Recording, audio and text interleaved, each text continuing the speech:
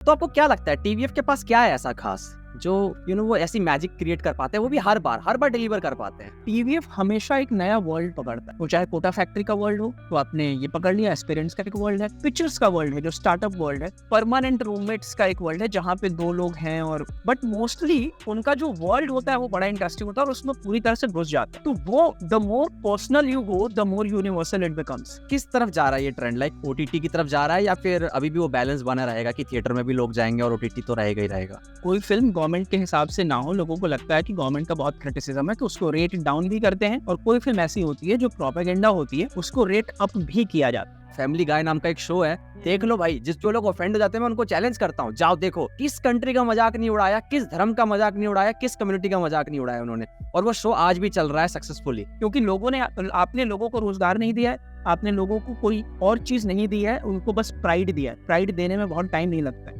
कि भाई सेक्स मत कर लेना तुम, या जाके मास्टरबेशन मत कर लेना, क्योंकि they want to control that is the primal instinct.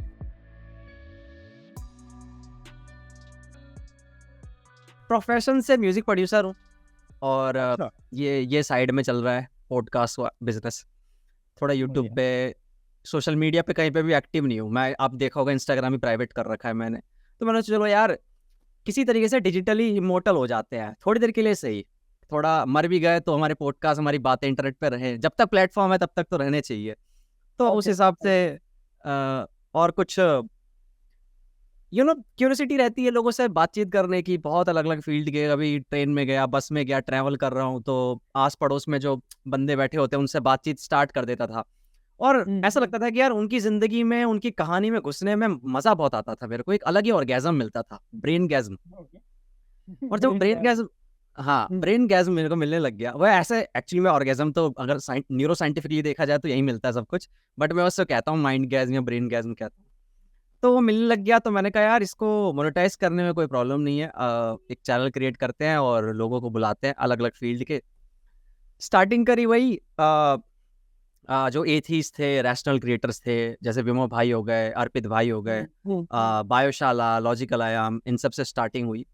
फिर धीरे धीरे करके अब डॉक्टर, साइकोलॉजिस्ट, क्वांटम मैकेनिक्स, मतलब अलग अलग फील्ड के। अभी जैसे आप देख लो, अब बिल्कुल अलग ही फील्ड से आए हो, राइटिंग, लिटरेचर, है ना, आर्ट, वहाँ से आ रहे हो। अभी कल मेरा पॉडकास्ट था एक, कल किसके साथ था यार याद ही नहीं आ रहा मेरे को, वैभव कदम के साथ था। हैकर थे वो, एथिकल हैकर। देखा, वो इतने अलग फील्ड थे। हाँ हाँ, हैकर होते हैं, बिल्कुल एथिकल हैकिंग होती है, एक अलग चीज होती है, वो लीगली करते हैं। एक किताब भी हुआ करती थी एथिकल हैकिंग की, मैं नाम भूल गया उस लड़के की, क्या का नाम क्या था, बट बहुत पहले 2007-8 के टाइम पे बहुत पॉपुलर किताब हुआ करती थी वो, एथिकल हैकिंग। और वो इंडियन ही लड़का था, उसने 2 किताबें लिखी थी आई थिंक। और मुझे याद है मैं एक बार नेहरू प्लेस दिल्ली में घूम रहा था, मैं दिल्ली में रहा हूँ, 8-9 साल दिल्ली में रहा, तो मुझे था कि यार ये मुझे ज़रा हैकिंग पढ़नी है। तो वहाँ पर एक नेहरू प्लेस में एक अंकल होते थे, वो बुक्स रखते थे, मतलब सड़क पे ऐसे बिछाकर, और किताबें बेचते थे, और वो पेंटर भी थे। उसके बाद वो काफ़ी मतलब ठीक ठाक नामी गिरामी पेंटर भी बन गए, उनकी पेंटिंग से बिकने लगी। पर उस टाइम तक वो किताबें बेचते थे, और उनके पास में गया और मैंने जाकर उनको बोला कि मुझे एथिकल हैकिंग वाली किताब चाहिए। वो शुरू में वो होता है ना, जब ऑर्कुट खत्म हुआ था और फेसबुक आया था, तो यू वांट टू नो कि पासवर्ड कैसे तोड़ते हैं और इसकी प्रोफाइल में जाकर इसको कैसे देख सकते हैं, वो वाला फेस चल रहा था। तो उन्होंने मुझे डांट के भगा दिया था। क्यों क्यों ये किताब क्यों पढ़नी है तुम्हें, और ये किताब भी कैसे, मतलब he was actually very much into literature and good literature, और वो सिर्फ वो किताब बेचते नहीं थे, उनको जो नॉलेज थी। एक लड़का गया, मुझे याद है, मैं और मेरा भाई हम दोनों गए थे उनके पास ही, और वहाँ पर आकर उसने बोला कि और ये वो वाला टाइम था जब चेतन भगत बहुत पॉपुलर हो रहे थे, और दूसरी तरफ उनका क्रिटिसिज्म भी बहुत था। तो उसने, अंकल ने देखा और पूछा कि why do you want to read Chetan Bhagat.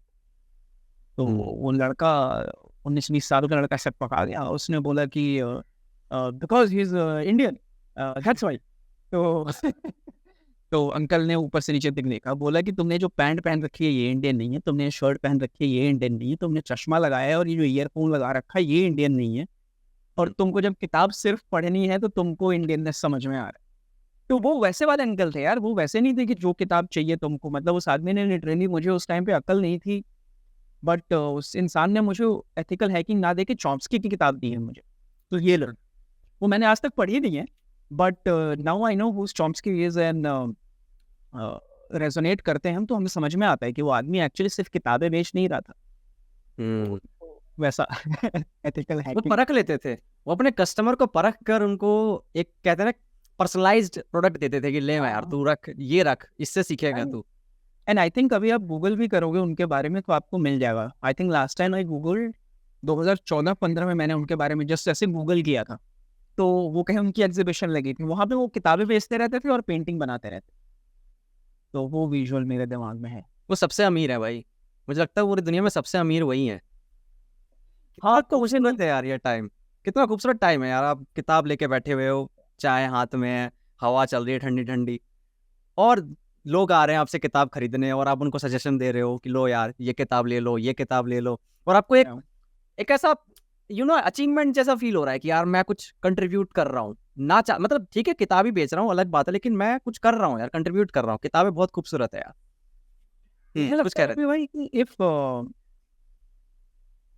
A person who is doing it ना, आप हम third person point of view से देखकर कहते हैं कि ये कंट्रीब्यूट कर रहा है या ऐसा, मुझे नहीं लगता कि बहुत कॉन्शियस डिसीजन होता है किसी का भी इस तरह का, कि अब मैं आज तक मैंने समाज से लिया, अब मैं समाज को दूंगा।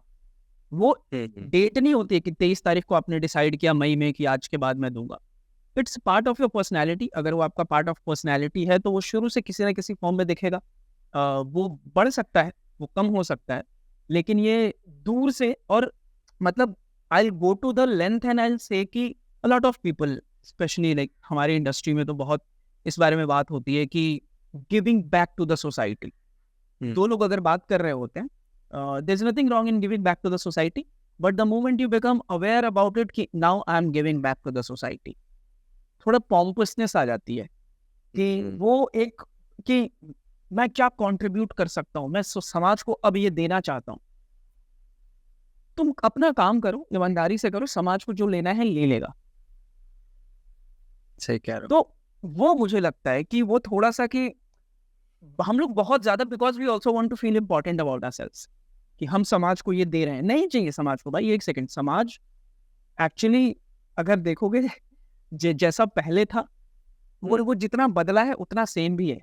मतलब इस धरती पर गांधी जैसे लोग हुए, इस धरती पर लिंकन जैसे लोग हुए, और कितने सारे लोग हुए, उन्होंने अपने हिसाब से कंट्रीब्यूट करने की कोशिश की और वो दुनिया बदली, पर वो दुनिया उतनी ही वैसी नहीं रही जैसी पहले थी।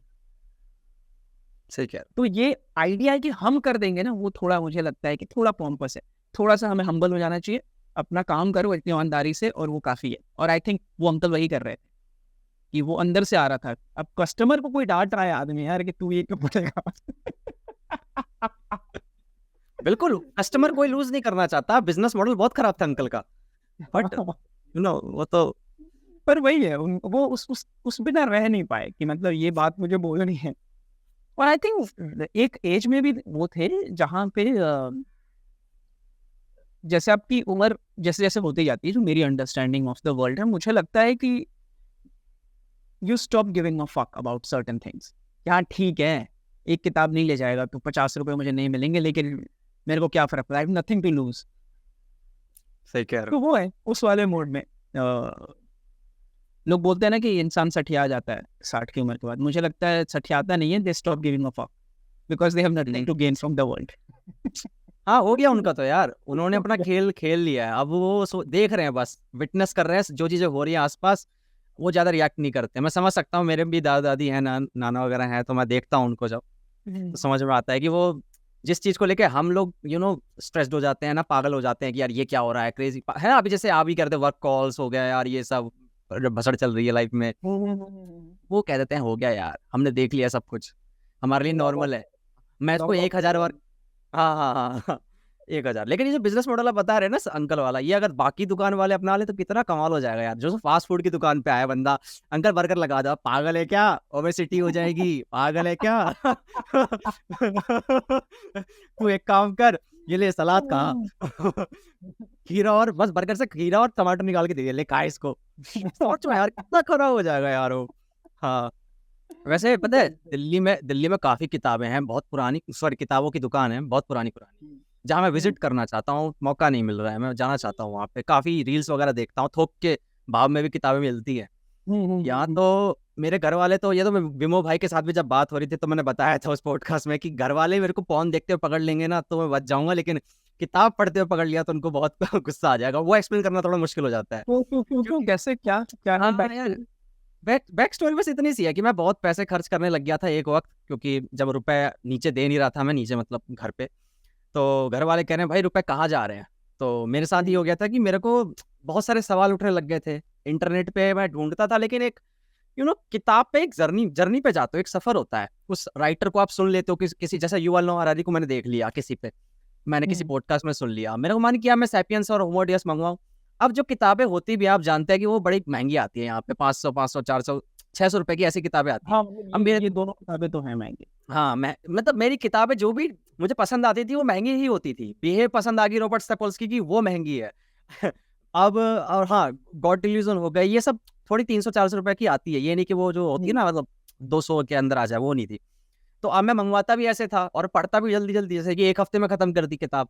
रोज बैठा हुआ हूँ, कुछ करने को था नहीं उस समय, ज्यादा मैं करता नहीं था काम, म्यूजिक प्रोडक्शन में थोड़ा, तो इतना लत हो गई। तो मैं नीचे बैठा हुआ हूँ पढ़ने, नीचे मतलब घर पे बैठा हुआ हूँ और पेन लेके बैठता हूँ, मेरी आदत है। और तो घर वाले कह रहे हैं ये पढ़ क्या रहा है तू, लाइक मतलब तेरा काम तो म्यूजिक बनाने का है, तू म्यूजिक प्रोड्यूसर है, ये सब करता है, तो ये मोटी मोटी किताबें जिसको मतलब बाकी लोग भी नहीं समझ पा रहे जो पढ़े लिखे हैं, तो तू क्या कर रहा है इनका किताबों, करेगा क्या, ये पैसे की बर्बादी है। मतलब वो सीरियस नोट पे था कि ये पैसों की बर्बादी है, इसको रख दे, ये सब मत कर। उन्होंने मुझे आंखें दिखाई। तो मेरे, और मैं जब भी पढ़ता तो उनको हमेशा प्रॉब्लम होती, कोई ना कोई टोक देता मेरे को, और वो गलत तरीके से टोकता था। तो मैं देखता था कि यार ये क्या मतलब है यार, मतलब ये अचीव नहीं है मेरा घर की मुझे बुक्स पढ़ने पर टोका जा रहा है। तो मैंने पढ़ना ही बंद कर दिया वहां पे, मैं अपने स्टूडियो में ही फिर पढ़ने लग गया, यहाँ लाइट वाइट जला के आराम से एकांत में पढ़ता हूँ। तो इसी कारण मैंने ये दिमाग में ये लगा लिया कि शायद कभी मैं पॉन देखता पकड़ा गया ना तो शायद वो एक्सप्लेन कर पाऊंगा कि यार मैं यंग हूँ, मेरे अंदर हार्मोन है तो इसलिए हो जाता है। पर किताबों को एक्सप्लेन करना बहुत मुश्किल हो जाता है मेरे लिए। ये बात है। Interesting interesting. तो अपने बारे में बताओ यार थोड़ा, मेरा ही पॉडकास्ट है, मेरे को ही गेस्ट बना दिया आपने कि मेरे सवाल जवाब हो रहे हैं। आप बताओ यार थोड़ा, कहाँ रहते हो, क्या करते हो? यार मैं मुंबई में रहता हूँ और एक सेकंड, ये आई थिंक, हाँ, नेटवर्क आई थिंक थोड़ा, मेरा हाँ, नेटवर्क ठीक है यहाँ पे, यहाँ दो आप ठीक लग रहे हो यहाँ पे। अच्छा, हाँ, मुझे एक थोड़ा लैग आ रहा है। तो मैं ये बोल रहा था कि मैं मुंबई में रहता हूँ, फिल्म इंडस्ट्री मुंबई की जो है, हिंदी फिल्म इंडस्ट्री, उसमें काम करता हूँ। मैं गाने लिखता हूँ, मैं स्क्रीन प्ले लिखता हूँ, मैं डायलॉग्स करता हूँ फिल्मों के लिए। और उसके अलावा जो अपनी पर्सनल लाइफ है, मैं उसमें किताबें लिख रहा हूँ और स्टेज शोज कर रहा हूँ। और अभी एक मैंने चैनल अपना शुरू किया है फाइनली, जिसपे एक ही शो, चैनल मेरे नाम से ही है, नीरज पांडे के नाम से है। The tag is I am Neeraj Pandey. लेकिन उस पर एक शो है द यारी रोड शो, यारी रोड जहाँ मैं रहता हूँ एक्चुअली मुंबई में। और मुझे लगा कि यार ये यारी रोड का नाम किसी ने यूज़ क्यों नहीं किया है, यारी नाम यूज़ क्यों नहीं किया है। तो मैंने, और यहाँ पे यारी रोड पे और ये वर्सोवा में हम सारे मतलब फिल्म के ही में काम करने वाले artist, music composers, actors, directors, cinematographers, सब लोग रहते हैं। तो मुझे लगा कि यार ये अच्छा एक मेटाफर है, इसको मैं यूज़ कर सकता हूँ। तो उस पर लेकर मैंने एक शो बनाया, द यारी रोड शो, और जो मैं अभी कुछ टाइम से कर रहा हूँ। मैंने देखे थे एपिसोड्स आपके, जो रॉबिन हैं कौन मिर्जापुर के, उनके साथ एक पॉडकास्ट था आपका। प्रियांशु, और गुल्लक मैंने जस्ट अभी कंप्लीट करी थी, 1 1.5 महीने पहले खत्म करी है, 4 सीजन कंप्लीट किए। तो फिर मैंने देखा कि अरे ये भी लेके आए हुए हैं इनको, अमन और अनु को। तो मैंने देखा वो वाला भी प्रियांशु तो यहाँ रहता है सामने, अच्छा, और वैभव पीछे। तो क्या बात मेरी बिल्डिंग बीच में है। तो दोस्त लोग ही हैं सब यार। तो और मेरे लिए यही था कि आपका, मुझे लगता है कि मैं कुछ और अगर करने जाऊं तो मेरे लिए मुश्किल होगा करना। लेकिन मेरा जो एक्सेस है, मेरे दोस्त आर्टिस्ट, मेरे लिए बहुत इजी एक्सेस है किसी का भी। तो मुझे लगता है कि मैं अगर कॉफ़ी पे मिल रहा हूँ तो मैं घर पे मिल लेता हूँ, मैं रिकॉर्ड कर लेता हूँ। और जो भी बातचीत होती है मतलब डे टू डे लाइफ में भी, हम लोग लाइफ, सिनेमा, क्राफ्ट, समाज, इन सब चीज़ों की बात करते हैं। तो मैंने कहा यार why not put up these ideas and stories out there, क्योंकि मुझे इंटरेस्ट है उसमें। और वो शो एक उसका एक्सटेंशन बन जाता है। फिल्मों में आप वो नहीं कर सकते हो, क्योंकि फिल्म की एक स्क्रिप्ट होती है, आपकी ऑनेस्टी स्क्रिप्ट की ऑनेस्टी होती है। लेकिन अगर ये बात मुझे करनी है तो ये मैं फिल्मों में नहीं कर सकता ना, मैं गानों में नहीं कर सकता, मैं किताब में शायद एक हद तक कर सकता हूँ। लेकिन फिर ये शो द यारी रोड शो या फिर मेरा चैनल, उसका एक एक्सटेंशन बनता हुआ दिख रहा है। ठीक है। एक पर्सनल क्वेश्चन था वैसे, हाँ। ये राइटर कमाते हैं क्या? राइटर कमा पाते हैं बॉलीवुड के अंदर, फिल्म इंडस्ट्री के अंदर? क्योंकि मैं किससे सुनता हूँ कि यार बहुत सारे ऐसे आर्टिस्ट हैं जो राइटर हैं, बहुत अच्छा लिखते हैं, उनको एक तो जगह नहीं मिल पाती है, कई बार फिल्म इंडस्ट्री में मिल भी जाती है तो उनकी पेमेंट बहुत अटकती है, प्रोड्यूसर्स वगैरह काफ़ी आनाकानी करते हैं, उन्हें वो वैल्यू नहीं, उनको इज्जत नहीं जाती ना, क्योंकि यार वो फेस भी नहीं है एक तो। जैसे मान लो मिर्जापुर ही बनी तो उसमें जितने भी एक्टर एक्ट्रेस थे, मेन लीड साइड जो भी है, उनको मिल गई वो इज्जत। लेकिन राइटर जिसने स्टार्ट ही किया है, जिसने उसको पैदा किया है, उस चीज को, शो को, जो भी लिखा, जो भी मूवी बन रही है, वेब सीरीज बन रही है, उसको वो इज्जत क्यों नहीं मिलती? यार ये तो मेरा भी सवाल है, और ये सवाल मैं कॉन्स्टेंटली पूछ रहा होता हूँ। लेकिन उसका दूसरा साइड एक ये भी है कि अगर हम यहाँ पर मेरे काम के बारे में बात कर रहे हैं या मुझसे बात कर रहे हैं, तो कहीं ना कहीं वो थोड़ी जगह तो मुझे मिली है इस इंडस्ट्री में। मेरे भी घर का कोई इस इंडस्ट्री में नहीं है। मैं भी जब यहाँ पे आया तो मैं खाली हाथ ही आया था, और फिर उसके बाद काम किया है लगातार। तो मुझे लगता है कि काम को जब हम बाहर से देख रहे होते हैं तो काम बस एक पार्ट है, पर काम के साथ साथ आप कैसे काम कर रहे हो, किन के साथ काम कर रहे हो, प्रोजेक्ट की क्या ज़रूरत है, उस पर भी बहुत सारी चीज़ें डिपेंड करती हैं। कई बार ये होता है कि कोई राइटर लगा हुआ है, लगातार 10 प्रोजेक्ट किया और 11वां प्रोजेक्ट फटा, किसी का दूसरा प्रोजेक्ट फट जाता है, किसी का शायद कभी नहीं फटता अनफॉर्चुनेटली। लेकिन हाँ, ये बात से तो मैं एग्री करूंगा कि राइटर को जो इज्जत मिलनी चाहिए वो नहीं मिलती है। क्योंकि पहली बात, पहले पैसे वालों पे आ जाते हैं। तो पैसा तो यार मुझे लगता है कि बहुत रिलेटिव चीज़ है। जो बाहर की दुनिया को कम लगता है, वो एक बाहर की दुनिया के हिसाब से वो अच्छा खासा अमाउंट होता है। मतलब मेरी लाइफ बॉम्बे आने के बाद बेटर ही हुई है, और मैं एक डिसेंट लाइफस्टाइल अफोर्ड कर पाता हूँ। और मुझे पसंद है। मतलब of course there are times when things are not as bright, and then there are times when things are like, मैं राइटर हूं पर मैंने अपने पैसे फिल्म बनाने में डाले हैं, मैंने अपनी जेब से पैसे निकाल कर फिल्म बनाई है, तो you get a sense of it. अब दूसरी चीज है कि आप अपने आप को किस तरह से बेच पा रहे हो। तो आपकी अगर फिल्म हिट होती है, अच्छी फिल्म के पैसे नहीं मिलते एक्चुअली, हिट फिल्म के पैसे मिलते हैं क्योंकि मार्केट है। तो आप बहुत सारे लोगों को देखोगे जो बहुत सारा काम कर रहे होंगे, अच्छा काम कर रहे होंगे, लेकिन उनको कभी उतने पैसे नहीं मिलेंगे। लेकिन एक इंसान जो हिट फिल्म उसने दे दी, और वो शायद काम आपको लगेगा कि यार ये तो कम है, ये बात वहां तक नहीं पहुंची, तो फिर आप उसका जजमेंट गलत कर रहे हो, आप गलत स्टिक यार्ड से गलत चीज को नाप रहे हो। जैसे मैं करना चाहता हूँ, मैं एक बहुत हिट फिल्म करना चाहता हूँ जिसमें शायद आर्ट प्रायोरिटी पे ना हो, कॉमर्स प्रायोरिटी पे हो। मैं वो करना चाहता हूँ, अब देखते हैं वो कब होती है। तो फिर उससे आपके रेट बढ़ते हैं। लेकिन क्या आप एक डिसेंट लाइफस्टाइल अफोर्ड कर सकते हो being a writer? Yes you can. लेकिन सिर्फ दुनिया जज नहीं कर रही है आपको कि राइटर, जो आपने एक सवाल पूछी वो बहुत स्टेरियोटिपिकल सवाल से आ रहा है कि राइटर कमा पाता है क्या, राइटर झोला लेके क्यों नहीं घूम रहा है, राइटर कुर्ता ही क्यों नहीं पहन रहा है। तो वो मुझे लगता है, मैं तो कॉन्शियसली उस पर काम करता हूँ, और मुझे लगता है कि even if you are a writer, don't buy into the ideas of what the world is giving you.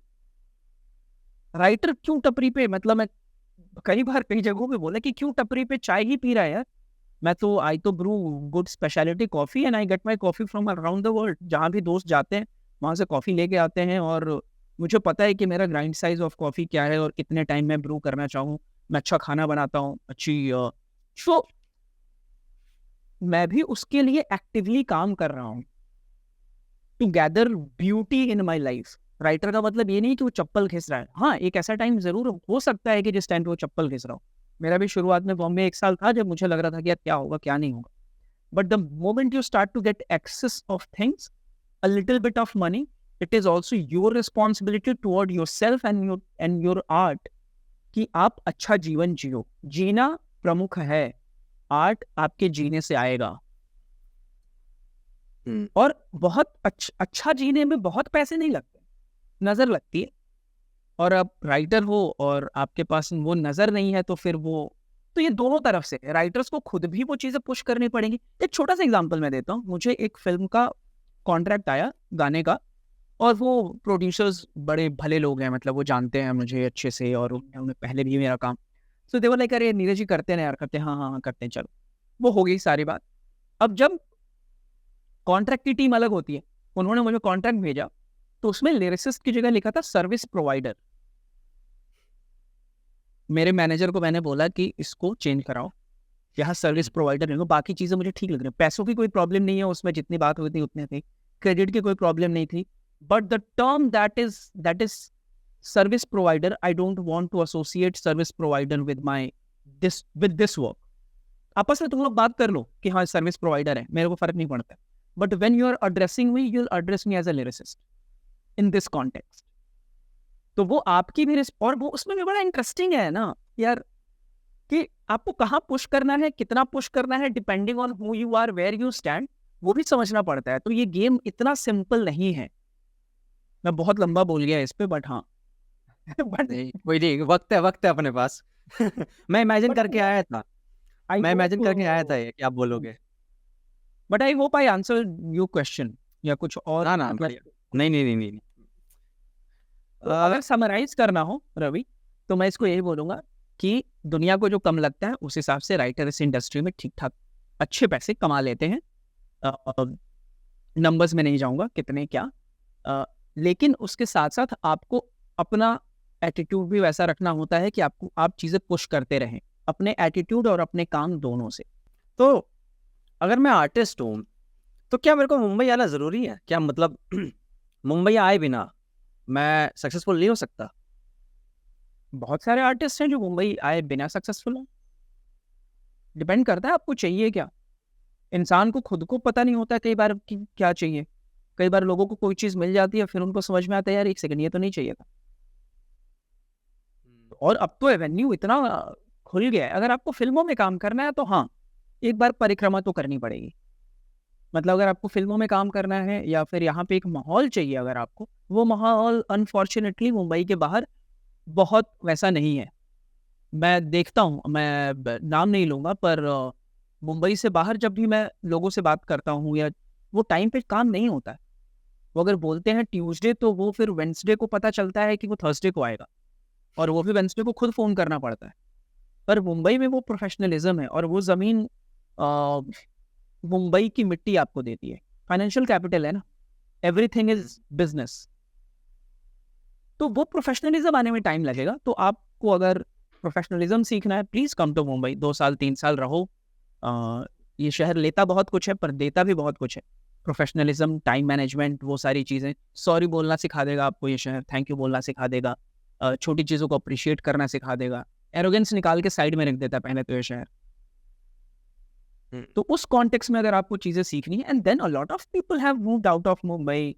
कितने सारे क्रिएटर्स हैं, कितने सारे, जैसे विमो और मैं, हम लोग एक ही कंपनी में एक टाइम पे काम करते थे। तो विमो का मुझे याद है, विमो वाज वेरी क्लियर कि यार जिस तरह का काम मैं करना चाहता हूँ और जिस तरह की चीज़ें कर रहा हूँ, मैं तो अपने घर से भी कर सकता हूँ। I don't need to be in Mumbai. Because his ambition was not to work in film industry. My ambition always was to be part of this industry and work here. लेकिन अगर अगले 5 साल में मैं इतना बिल्ड कर लेता हूँ सोशल कैपिटल और क्रेडिबिलिटी, कि अगर मेरा काम बाहर से रह के हो सकता है, अगर देहरादून में रह के मेरा काम हो सकता है, और मैं महीने में 2 दिन सिर्फ मुझे मुंबई आना हो, तो मैं वो करूँगा। अब थोड़ा इंडस्ट्री के बारे में आज घुस गए, तो बात उसी पे करते हैं कि आप देखते हैं बाहर की मूवीज को, मैं हॉलीवुड से थोड़ा कंपेयर करूंगा, इसको करना ही चाहिए। और मैं इस मामले में नहीं कह रहा हूँ, बजट के मामले में आप साइड हटाओ, आप मूवीज देखो, shutter island, Inception, source code, Interstellar, है ना, मैन ऑन मार्स। ये कितने इस लेवल की मूवी है कि मतलब जैसे क्रिस्टोफर नोलन का एग्जांपल ले लो, वो जितनी मूवीज बनाता है वो माइंड बेंडिंग मूवीज बनाता है कि भाई बंदा परेशान हो जाए, दिमाग पकड़ ले, सर पकड़ ले। उसके पास बंदे आके कहते हैं यार ऐसी मूवी नहीं चलेगी, लोग नहीं है इतने स्मार्ट भाई, लेकिन फिर भी वो रिस्क लेता है। उसने बोला नहीं, मैं मानता ही हूँ कि भाई लोग स्मार्ट नहीं है, वो समझ जाएंगे मूवी को, और वो बनाता है और वो सक्सेसफुल हो जाती है।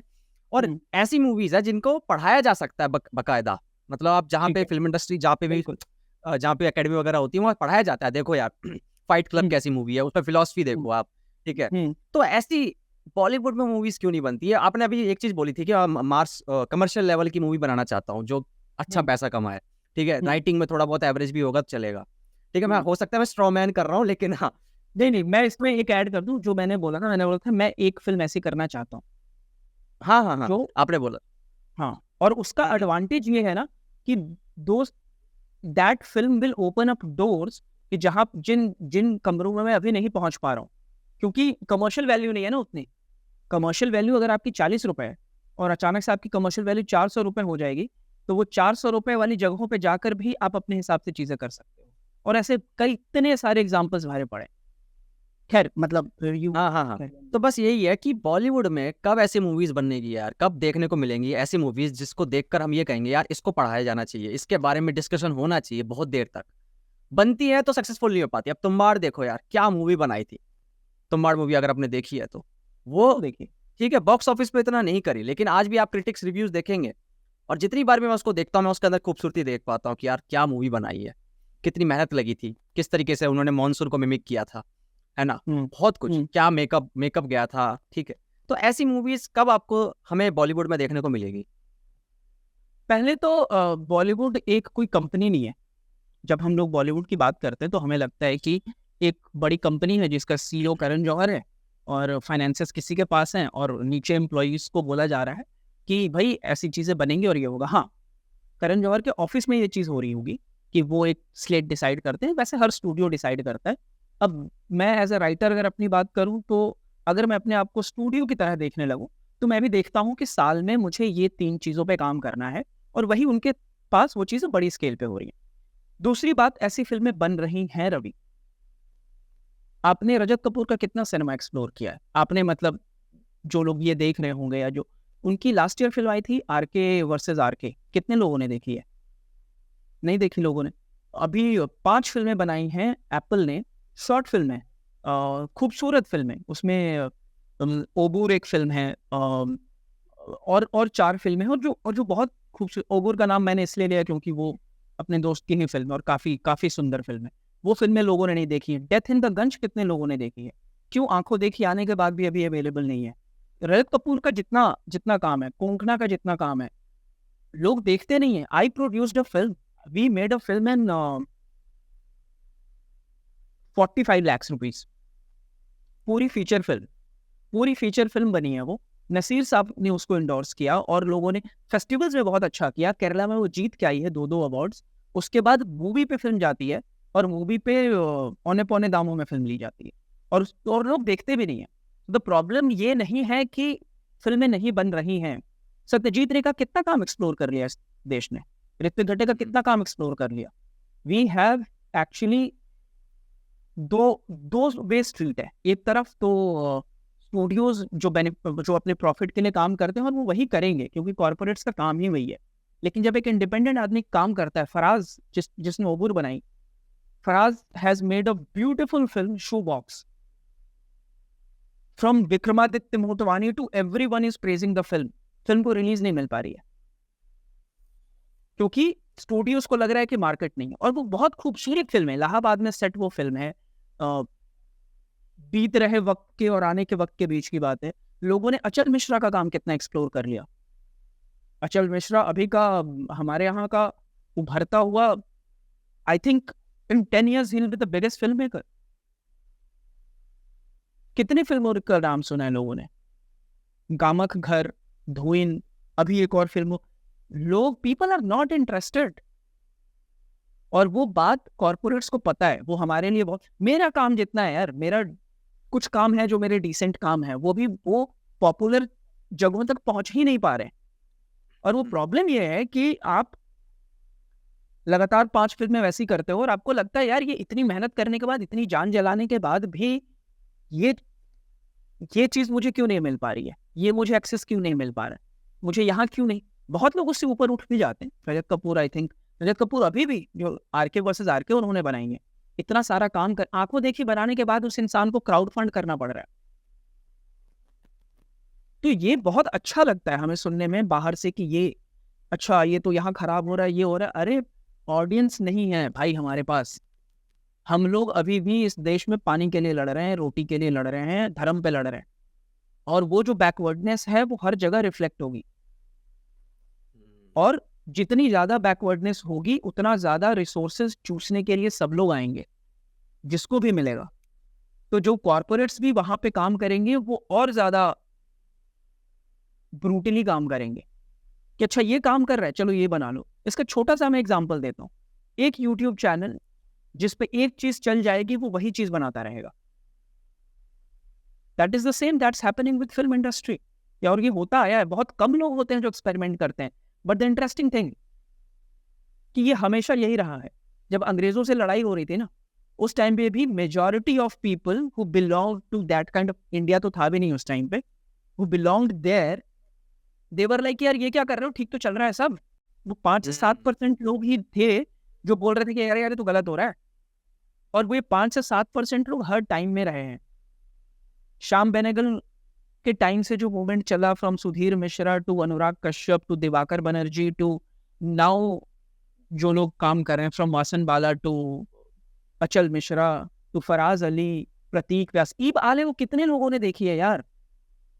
ईब आले वो प्रतीक का इतना खूबसूरत काम है, वो तो आपको समझ नहीं आता कि एक डॉक्यूमेंट्री है कि फिल्म है, पर वो फिल्म है। और वो बंदर भगाने वाले की कहानी है, जो राजपथ दिल्ली में वहां पे उसको एक नौकरी मिलती है, बिहार से आता है वो, और वहां पे वो एक नौकरी कर रहा है बंदर भगाने वाले की, और कैसे उसकी पूरी लाइफ उसमें उसको खुद लंगूर बनना पड़ता है और क्या होता है। It's a beautiful film, if you get time please watch it. बहुत ईजी है कि अरे ये तो खाली मजे कर रहे हैं, ये तो बड़ा पार्टी कर रहे हैं लोग। अरे भाई इंसान जिम में जा जाके अपनी पसलियां तोड़ रहा है, डाइट कर करके चीजें कर रहा है। मेंटल फकअप बहुत होता है इस इंडस्ट्री में, क्योंकि काम बहुत इमोशनल है। आपको लगता है यार कितना सुंदर मैं कुछ क्रिएट कर रहा हूँ, नहीं काम करता है। People go into depression, they fight it, they come out of it, they create stuff. उस बारे में हम कभी बात नहीं करते। तो ये फिल्में लोगों को डिस्कवर करनी चाहिए, लोगों को देखनी चाहिए अगर उनको सच में लगता है। Otherwise it becomes another conversation ना, कि देखो सब वो ऐसा है, यहाँ ऐसा क्यों नहीं है, क्योंकि आप ऐसे नहीं हो यहाँ। विकास दिव्यकृति भी ना ये कहते हैं कि यार समाज में मूर्खों की संख्या इतनी ज़्यादा है कि वो ऐसी मूवी को ही ऊपर उठा देते हैं जिन मूवी में दम नहीं होता। अब आपको एग्जांपल मैं लूंगा तो लोग ट्रिगर हो जाएंगे, जैसे कि एनिमल का एग्जांपल ले लो। उस मूवी में ऐसा कुछ भी नहीं है फिलोसफिकल कि बंदा कुछ सीख के निकलेगा वहां से। जब मैं देखने गया था, मेरे दोस्त ने बोला चल यार देखने चलते हैं।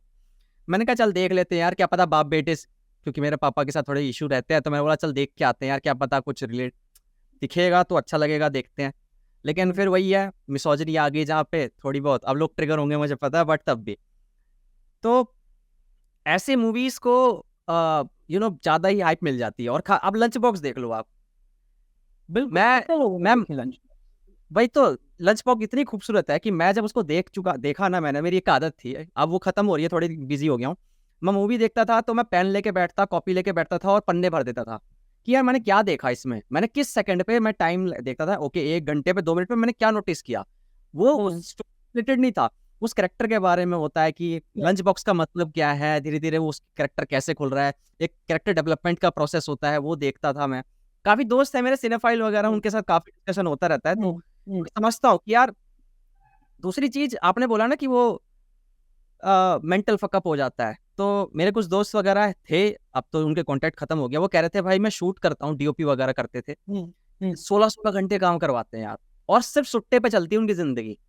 अगर वो सुट्टा नहीं पियेंगे ना तो उनका माइंड काम करना बंद कर देता था, क्योंकि डायरेक्टर वहां चिल्ला रहा है भाई आ जाओ आ जाओ आ जाओ, 16-16 घंटे शूट चल रहा है। अब 16 घंटे में वर्क लाइफ बैलेंस क्या होगा। और उसके बाद वो इंसान देखता है थिएटर खाली।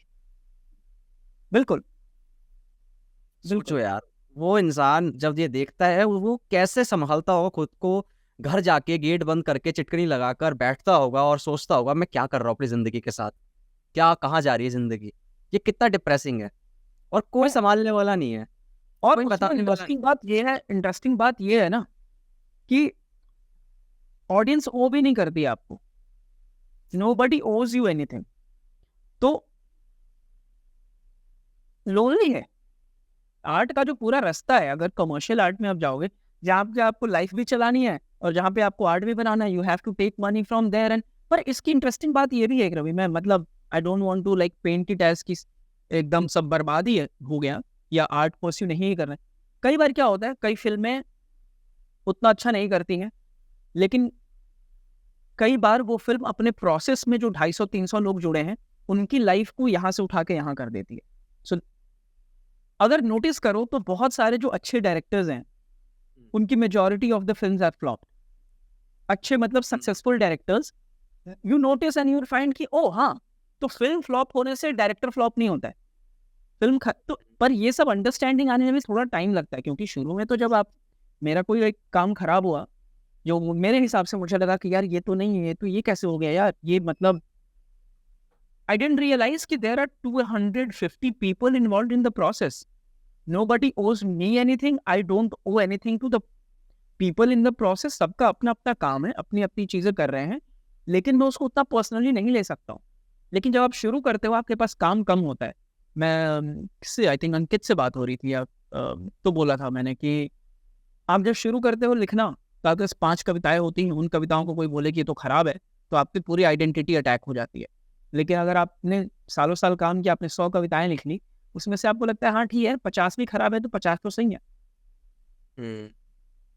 तो वही है। और we are too quick to जज थिंग्स, अपने लिए भी और दुनिया के लिए भी।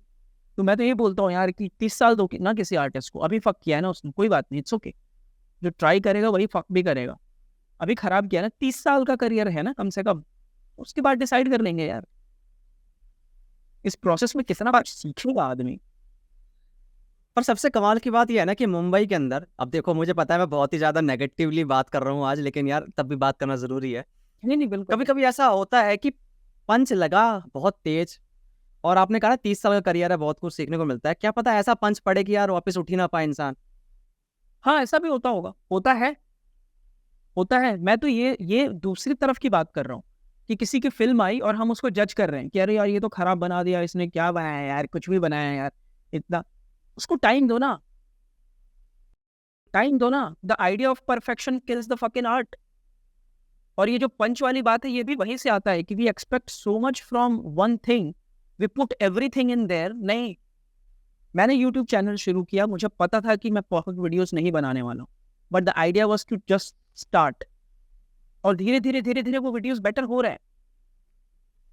तो ये जो एक्सपेक्टेशन आर्टिस्ट की खुद से भी है कि मैं तो जाऊंगा तो छक्का ही मारूंगा, नहीं होता है भाई। हो सकता है पहली बॉल पे आउट हो जाओ, दूसरी बॉल मिले आप।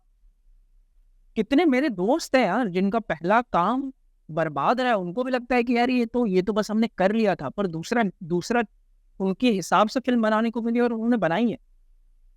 और ऐसा भी हुआ है कि पहली फिल्म बहुत अच्छी बना दी और दूसरी तीसरी फिल्म खराब हो गई है।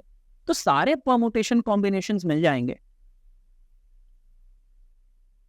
और अगर आप इंडस्ट्री कहते हो या आप किसी ग्रुप में काम कर रहे, छोटा सा एग्जांपल है, एक कमरे है, एक घर है, पार्टी चल रही है, वहां पे एक इंसान जिसको बात नहीं करना आता है वो शायद पार्टी से भूखा भी लौट जाए, लेकिन a person who knows how to speak to people, how to conduct himself, can also become the centre of the party.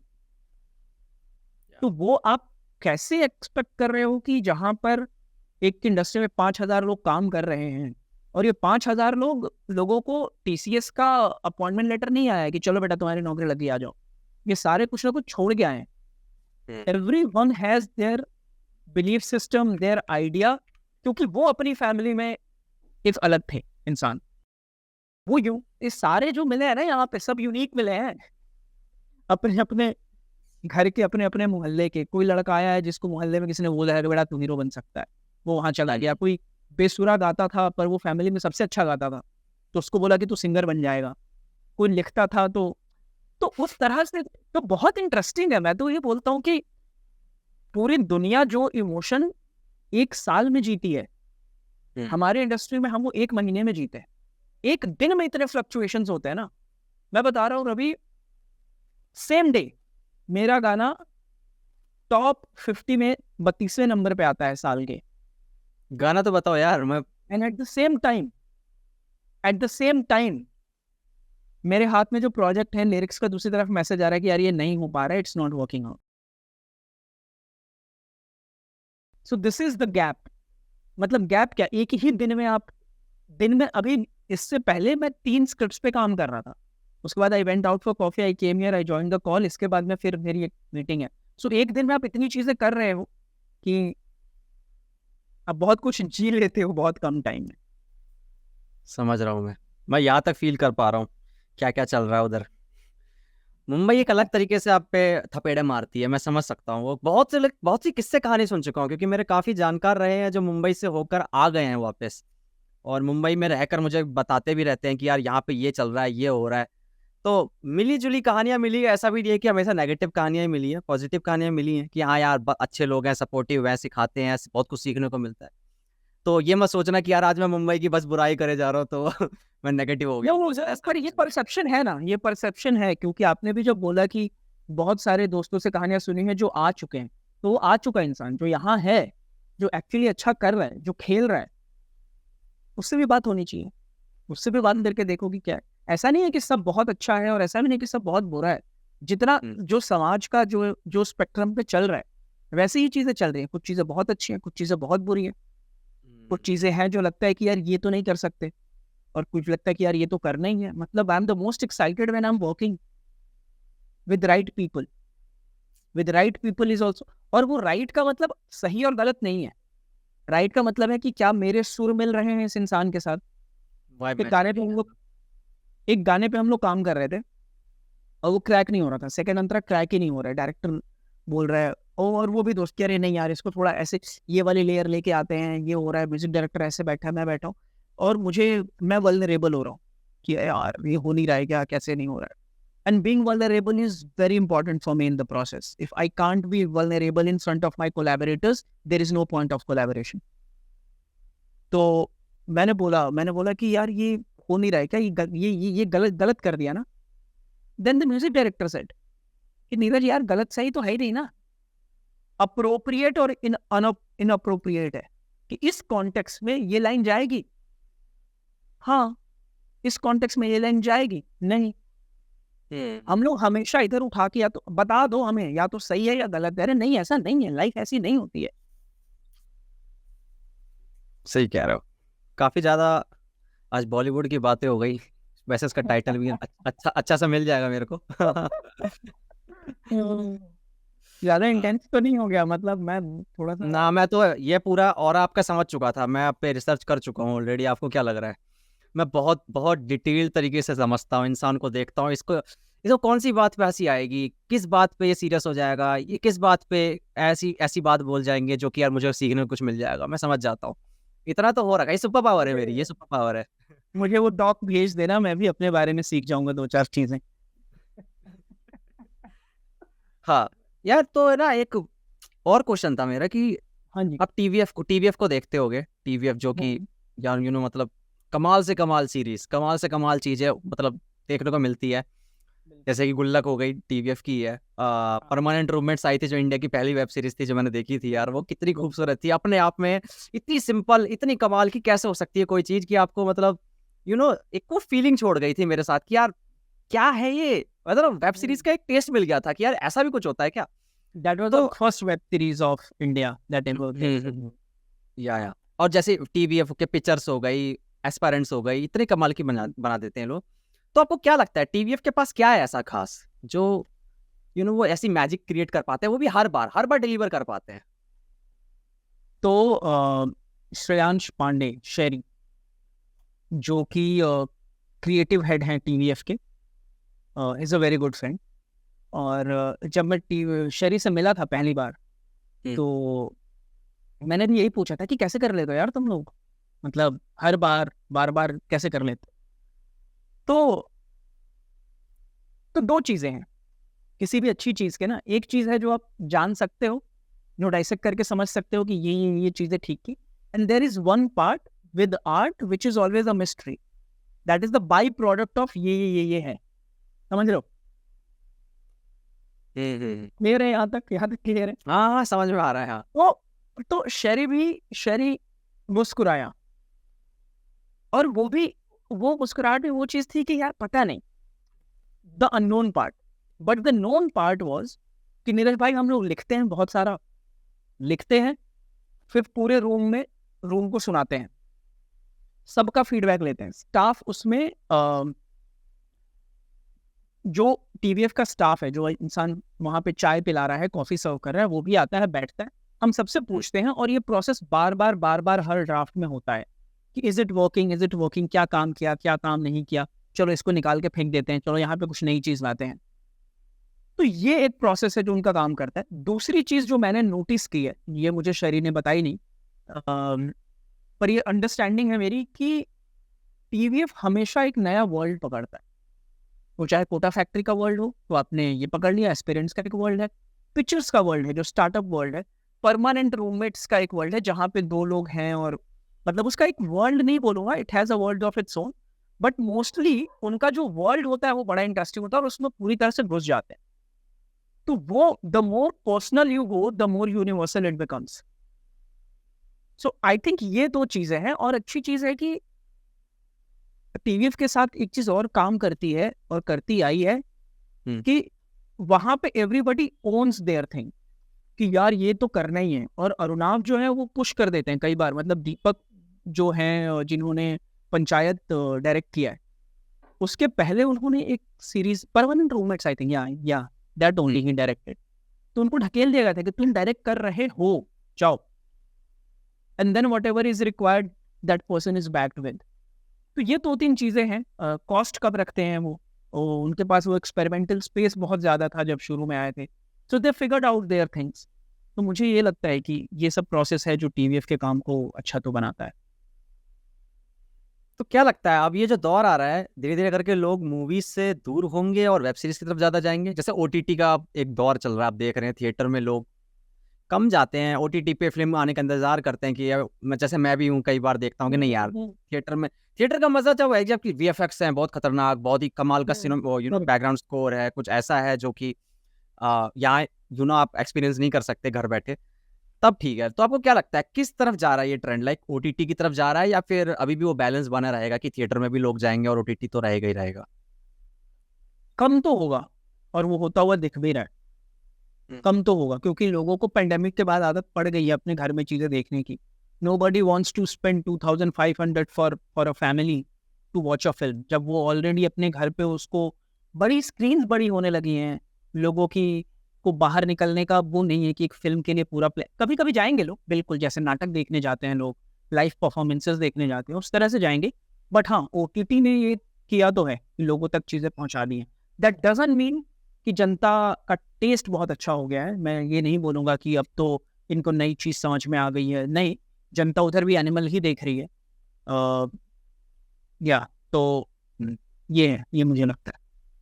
जनता की बात कही ना आपने, वो दोगले भी लगते हैं मेरे को। मैं देखता हूँ कि जैसे एक मूवी थी सनम तेरी कसम, आपने अगर सुना होगा, देखा होगा, बहुत प्यारी सी मूवी थी।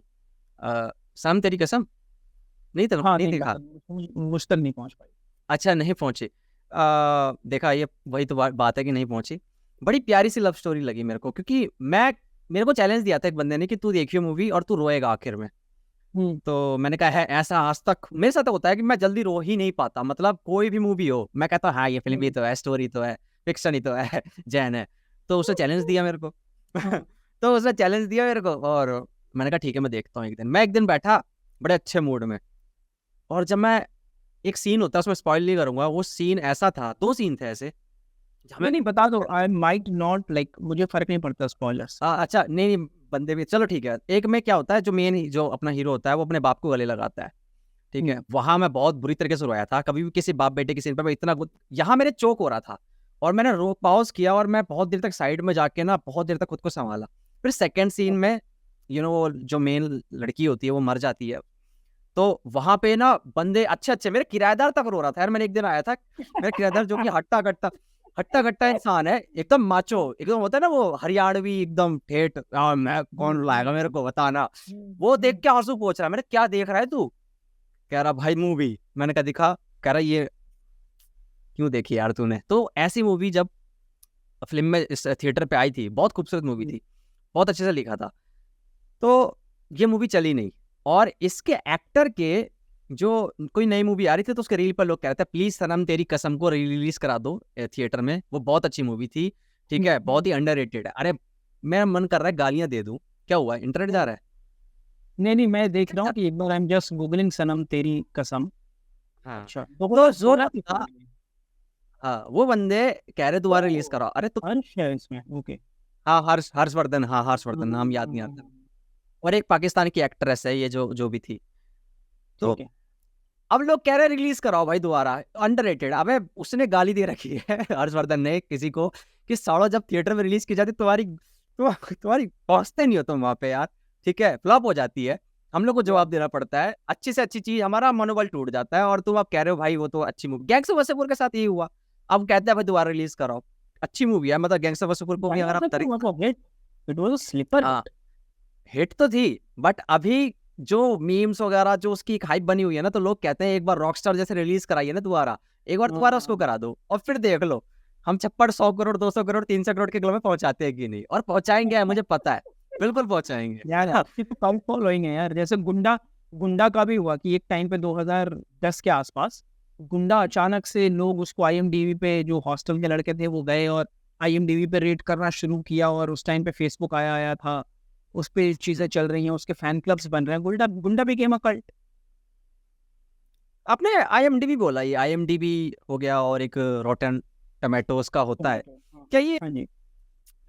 इनको इन पर रिलाई किया जा सकता है यार? क्योंकि कभी कभी लगता है ना ये बहुत ही ज्यादा ओवर, इनको बहुत ज्यादा हम लोग इज्जत दे देते हैं कि यार आईएमडीबी पे अच्छी मूवी है। मैं, क्योंकि मेरे साथ हुआ है, आईएमडीबी पे 8 रेटिंग है, मैंने मूवी देखी, मैंने कहा यार ये क्या है यार, ये टाइम वेस्ट हो गया मेरा।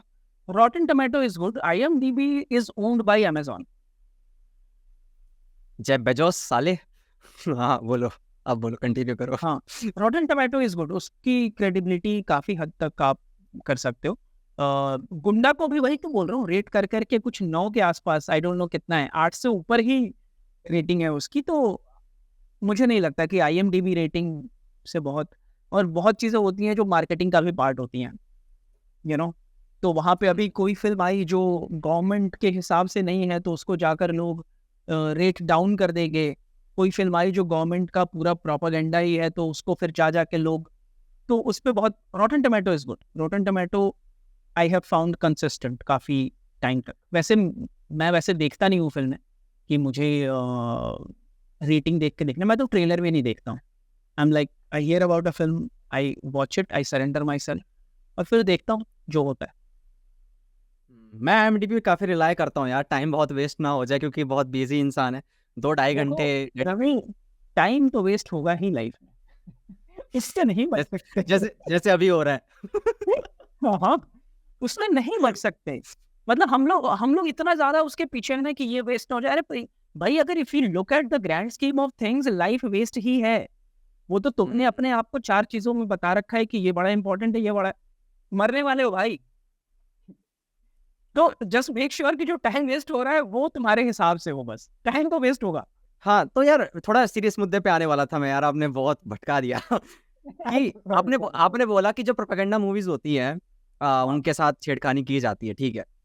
तो इंडिया में मूवीज को लेके, वेब सीरीज को लेके आप मैंने ये नहीं देखते हैं बोला कि रवि, मैंने ये क्या? बोला कि, मैंने ये नहीं बोला, मैंने बोला कि अगर कोई फिल्म गवर्नमेंट के हिसाब से ना हो, लोगों को लगता है कि गवर्नमेंट का बहुत क्रिटिसिज्म है, तो उसको रेट डाउन भी करते हैं। और कोई फिल्म ऐसी होती है जो प्रोपेगेंडा होती है, उसको रेट अप भी किया जाता है। ये ओके ओके, हाँ।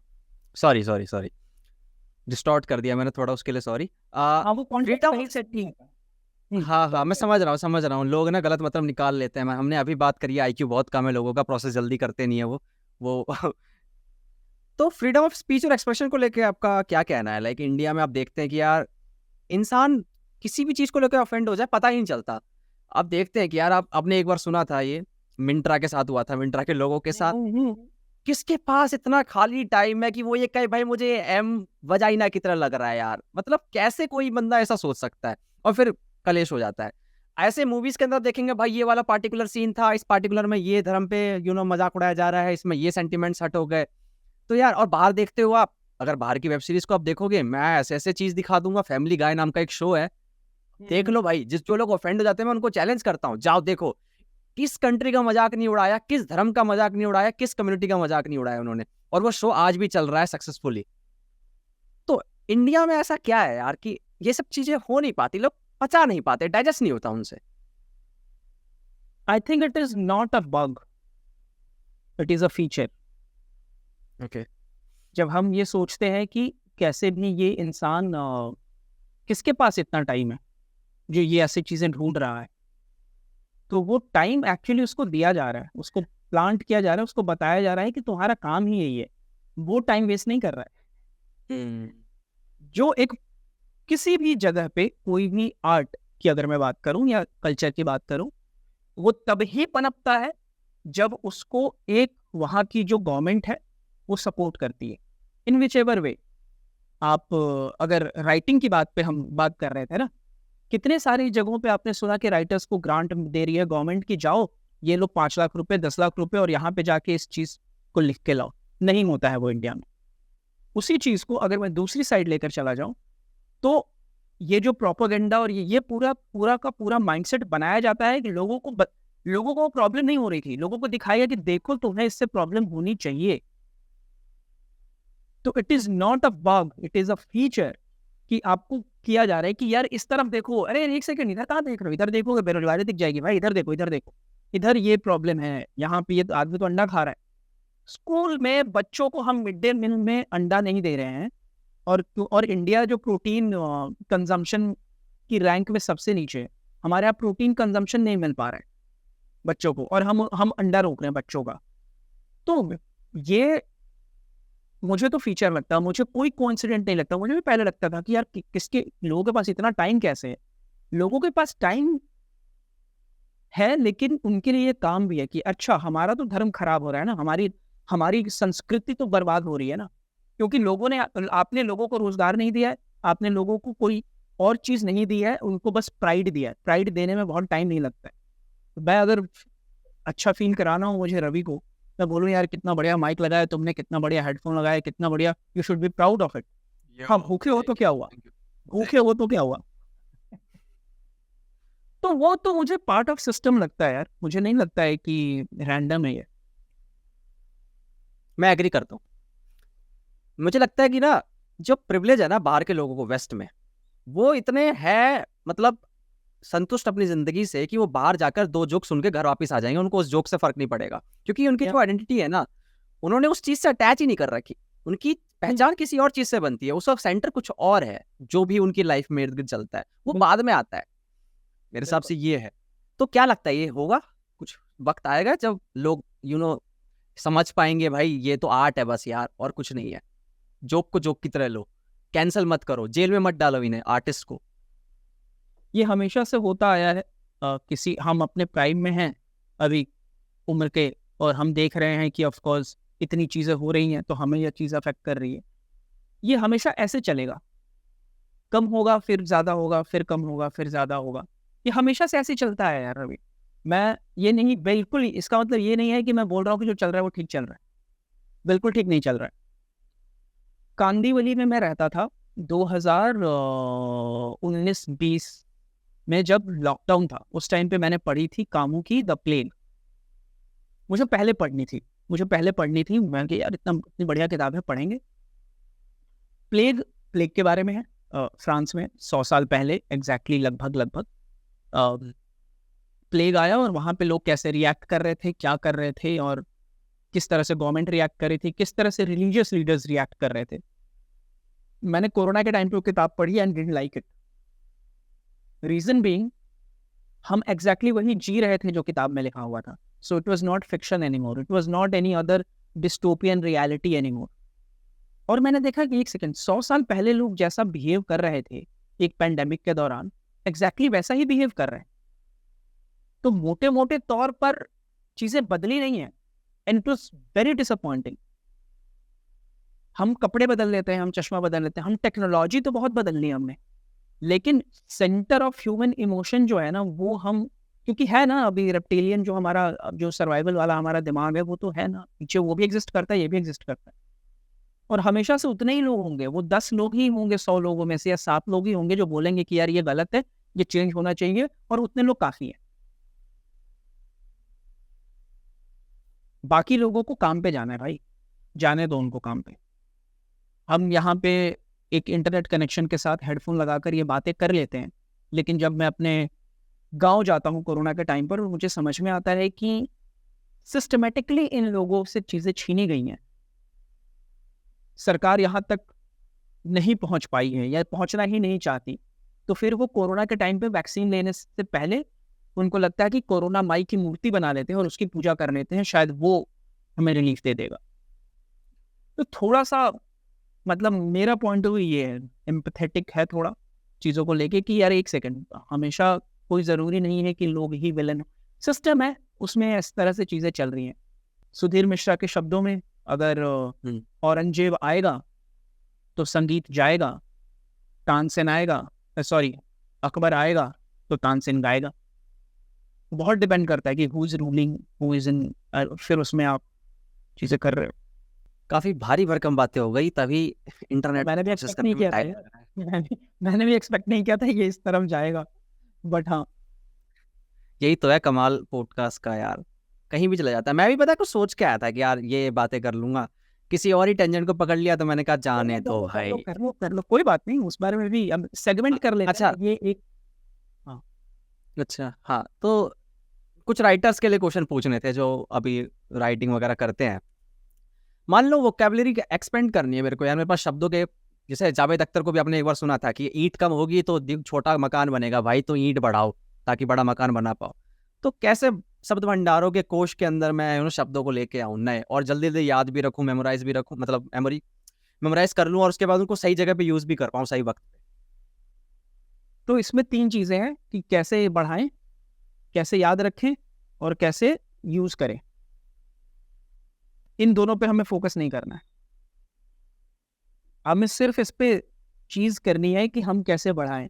घर में सामान पड़ा रहेगा, जब जरूरत होगी आप उठा के इस्तेमाल करोगे।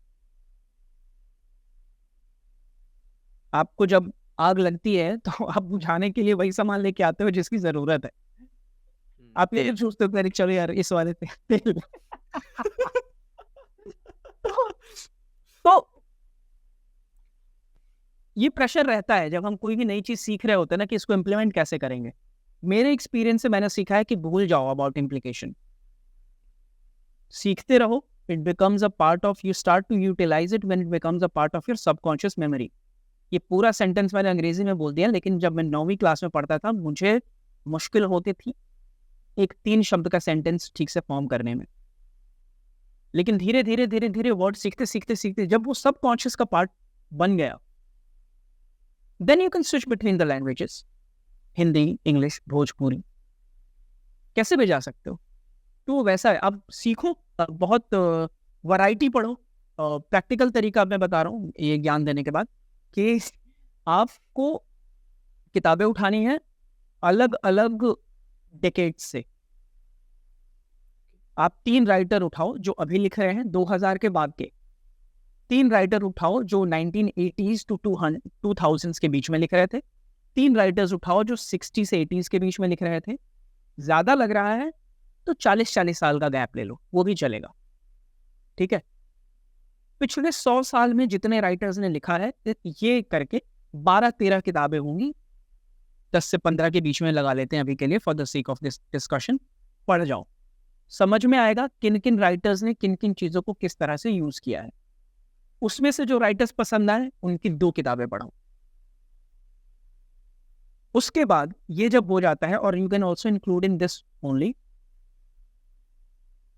मेल राइटर्स को पढ़ो, फीमेल राइटर्स को पढ़ो, क्वेयर स्पेक्ट्रम के जो राइटर्स हैं उनको पढ़ो, जो मार्जिनलाइज्ड कम्युनिटी के राइटर्स हैं उनको पढ़ो।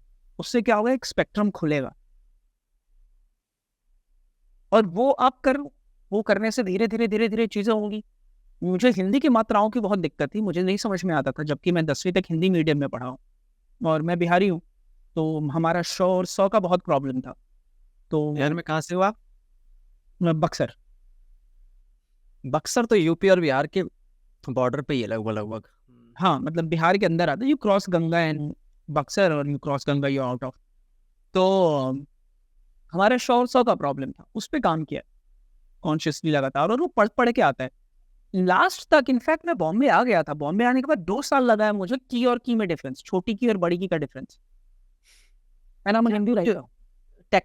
डिसलेक्सिया था कुछ, ऐसा कुछ प्रॉब्लम था क्या, लाइक या फिर आप ध्यान नहीं देते हो ना, आप जिन चीजों पे ध्यान नहीं देते हो चीजें छूट जाती हैं। तो वो जब आप राइटर इसमें बन गए। हाँ, कमाल है यार। तो आप जब प्रैक्टिस राइटिंग तो वैसे मैं 7वीं क्लास से ही, जब बचपन से शुरू हो गई थी मेरी। और फिर हाँ, मतलब प्रोफेशनली तो 15 से लिख रहा हूँ मैं। पर राइटिंग तो 7वीं क्लास से, 9वीं तक कहानियाँ लिखने लगा था। फिर 9वीं 10वीं में पब्लिश भी हो गए थे कुछ मैगजीन्स में। फिर वो 5-6 साल का गैप आया, उसमें पढ़ाई लिखाई करियर पे आप ध्यान देते हो। तो हाँ, पर यही है यार कि ऐसे वो कैब आप अपनी इम्प्रूव कर सकते हो। वैरायटी पढ़ो बेसिकली, और कोई लोड लेने की जरूरत नहीं है कि यार ये इतनी बड़ी किताब है और मुझे समझ नहीं आ रही है, नहीं समझ में आ रही है, आपके कोई काम की नहीं है, रख दो, you are not ready for it. 3 साल बाद उठाओ, समझ में आएगी, अच्छी बात है, नहीं समझ आएगी, कोई लोड, किसी की और की महानता का बोझ आपको नहीं लेना है अपने ऊपर। आपको वो उठाना है जिसमें आपको मजा आए।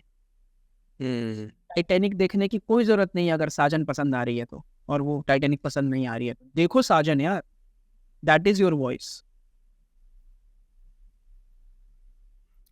अभी आपने बताया ना आप बिहार से हैं, तो भोजपुरी मूवीज को लेकर आपके दिमाग में क्या रहता है? लाइक आप देखते हैं कि भोजपुरी मूवीज में बहुत ज़्यादा वल्गैरिटी देखने को मिलती है, और ले दे के उनके गाने के अंदर भी आप देखेंगे कि घाघरा, लहंगा, चोली, और मैं बता नहीं सकता, पर गानों के अंदर बहुत ही वल्गैरिटी देखने को मिलती है, कहा जाता है, ये शिकायतें आती है, और डबल मीनिंग ज़्यादा होते हैं।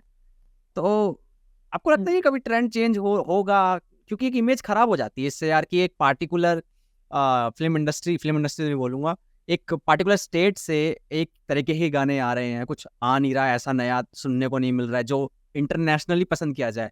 लगावे लू लिपस्टिक को साइड हटा लेते हैं, आगे बढ़ो। उसके ऊपर कोई मैंने कहा उसके बारे उसके बारे में फालतू नहीं सुनूंगा। वो लेजेंड सॉन्ग है यार, वो मैक्सिको के क्लब में भी बजता है गाना, तो उसके बारे में हाँ, तो क्या कह रहे थे? हाँ बताओ। यार देखो, बिल्कुल जो क्रिटिसिज्म है वो बिल्कुल सही है, पर उसके साथ ये है कि उसको समझने के लिए थोड़ा आपको समाज को समझना पड़ेगा।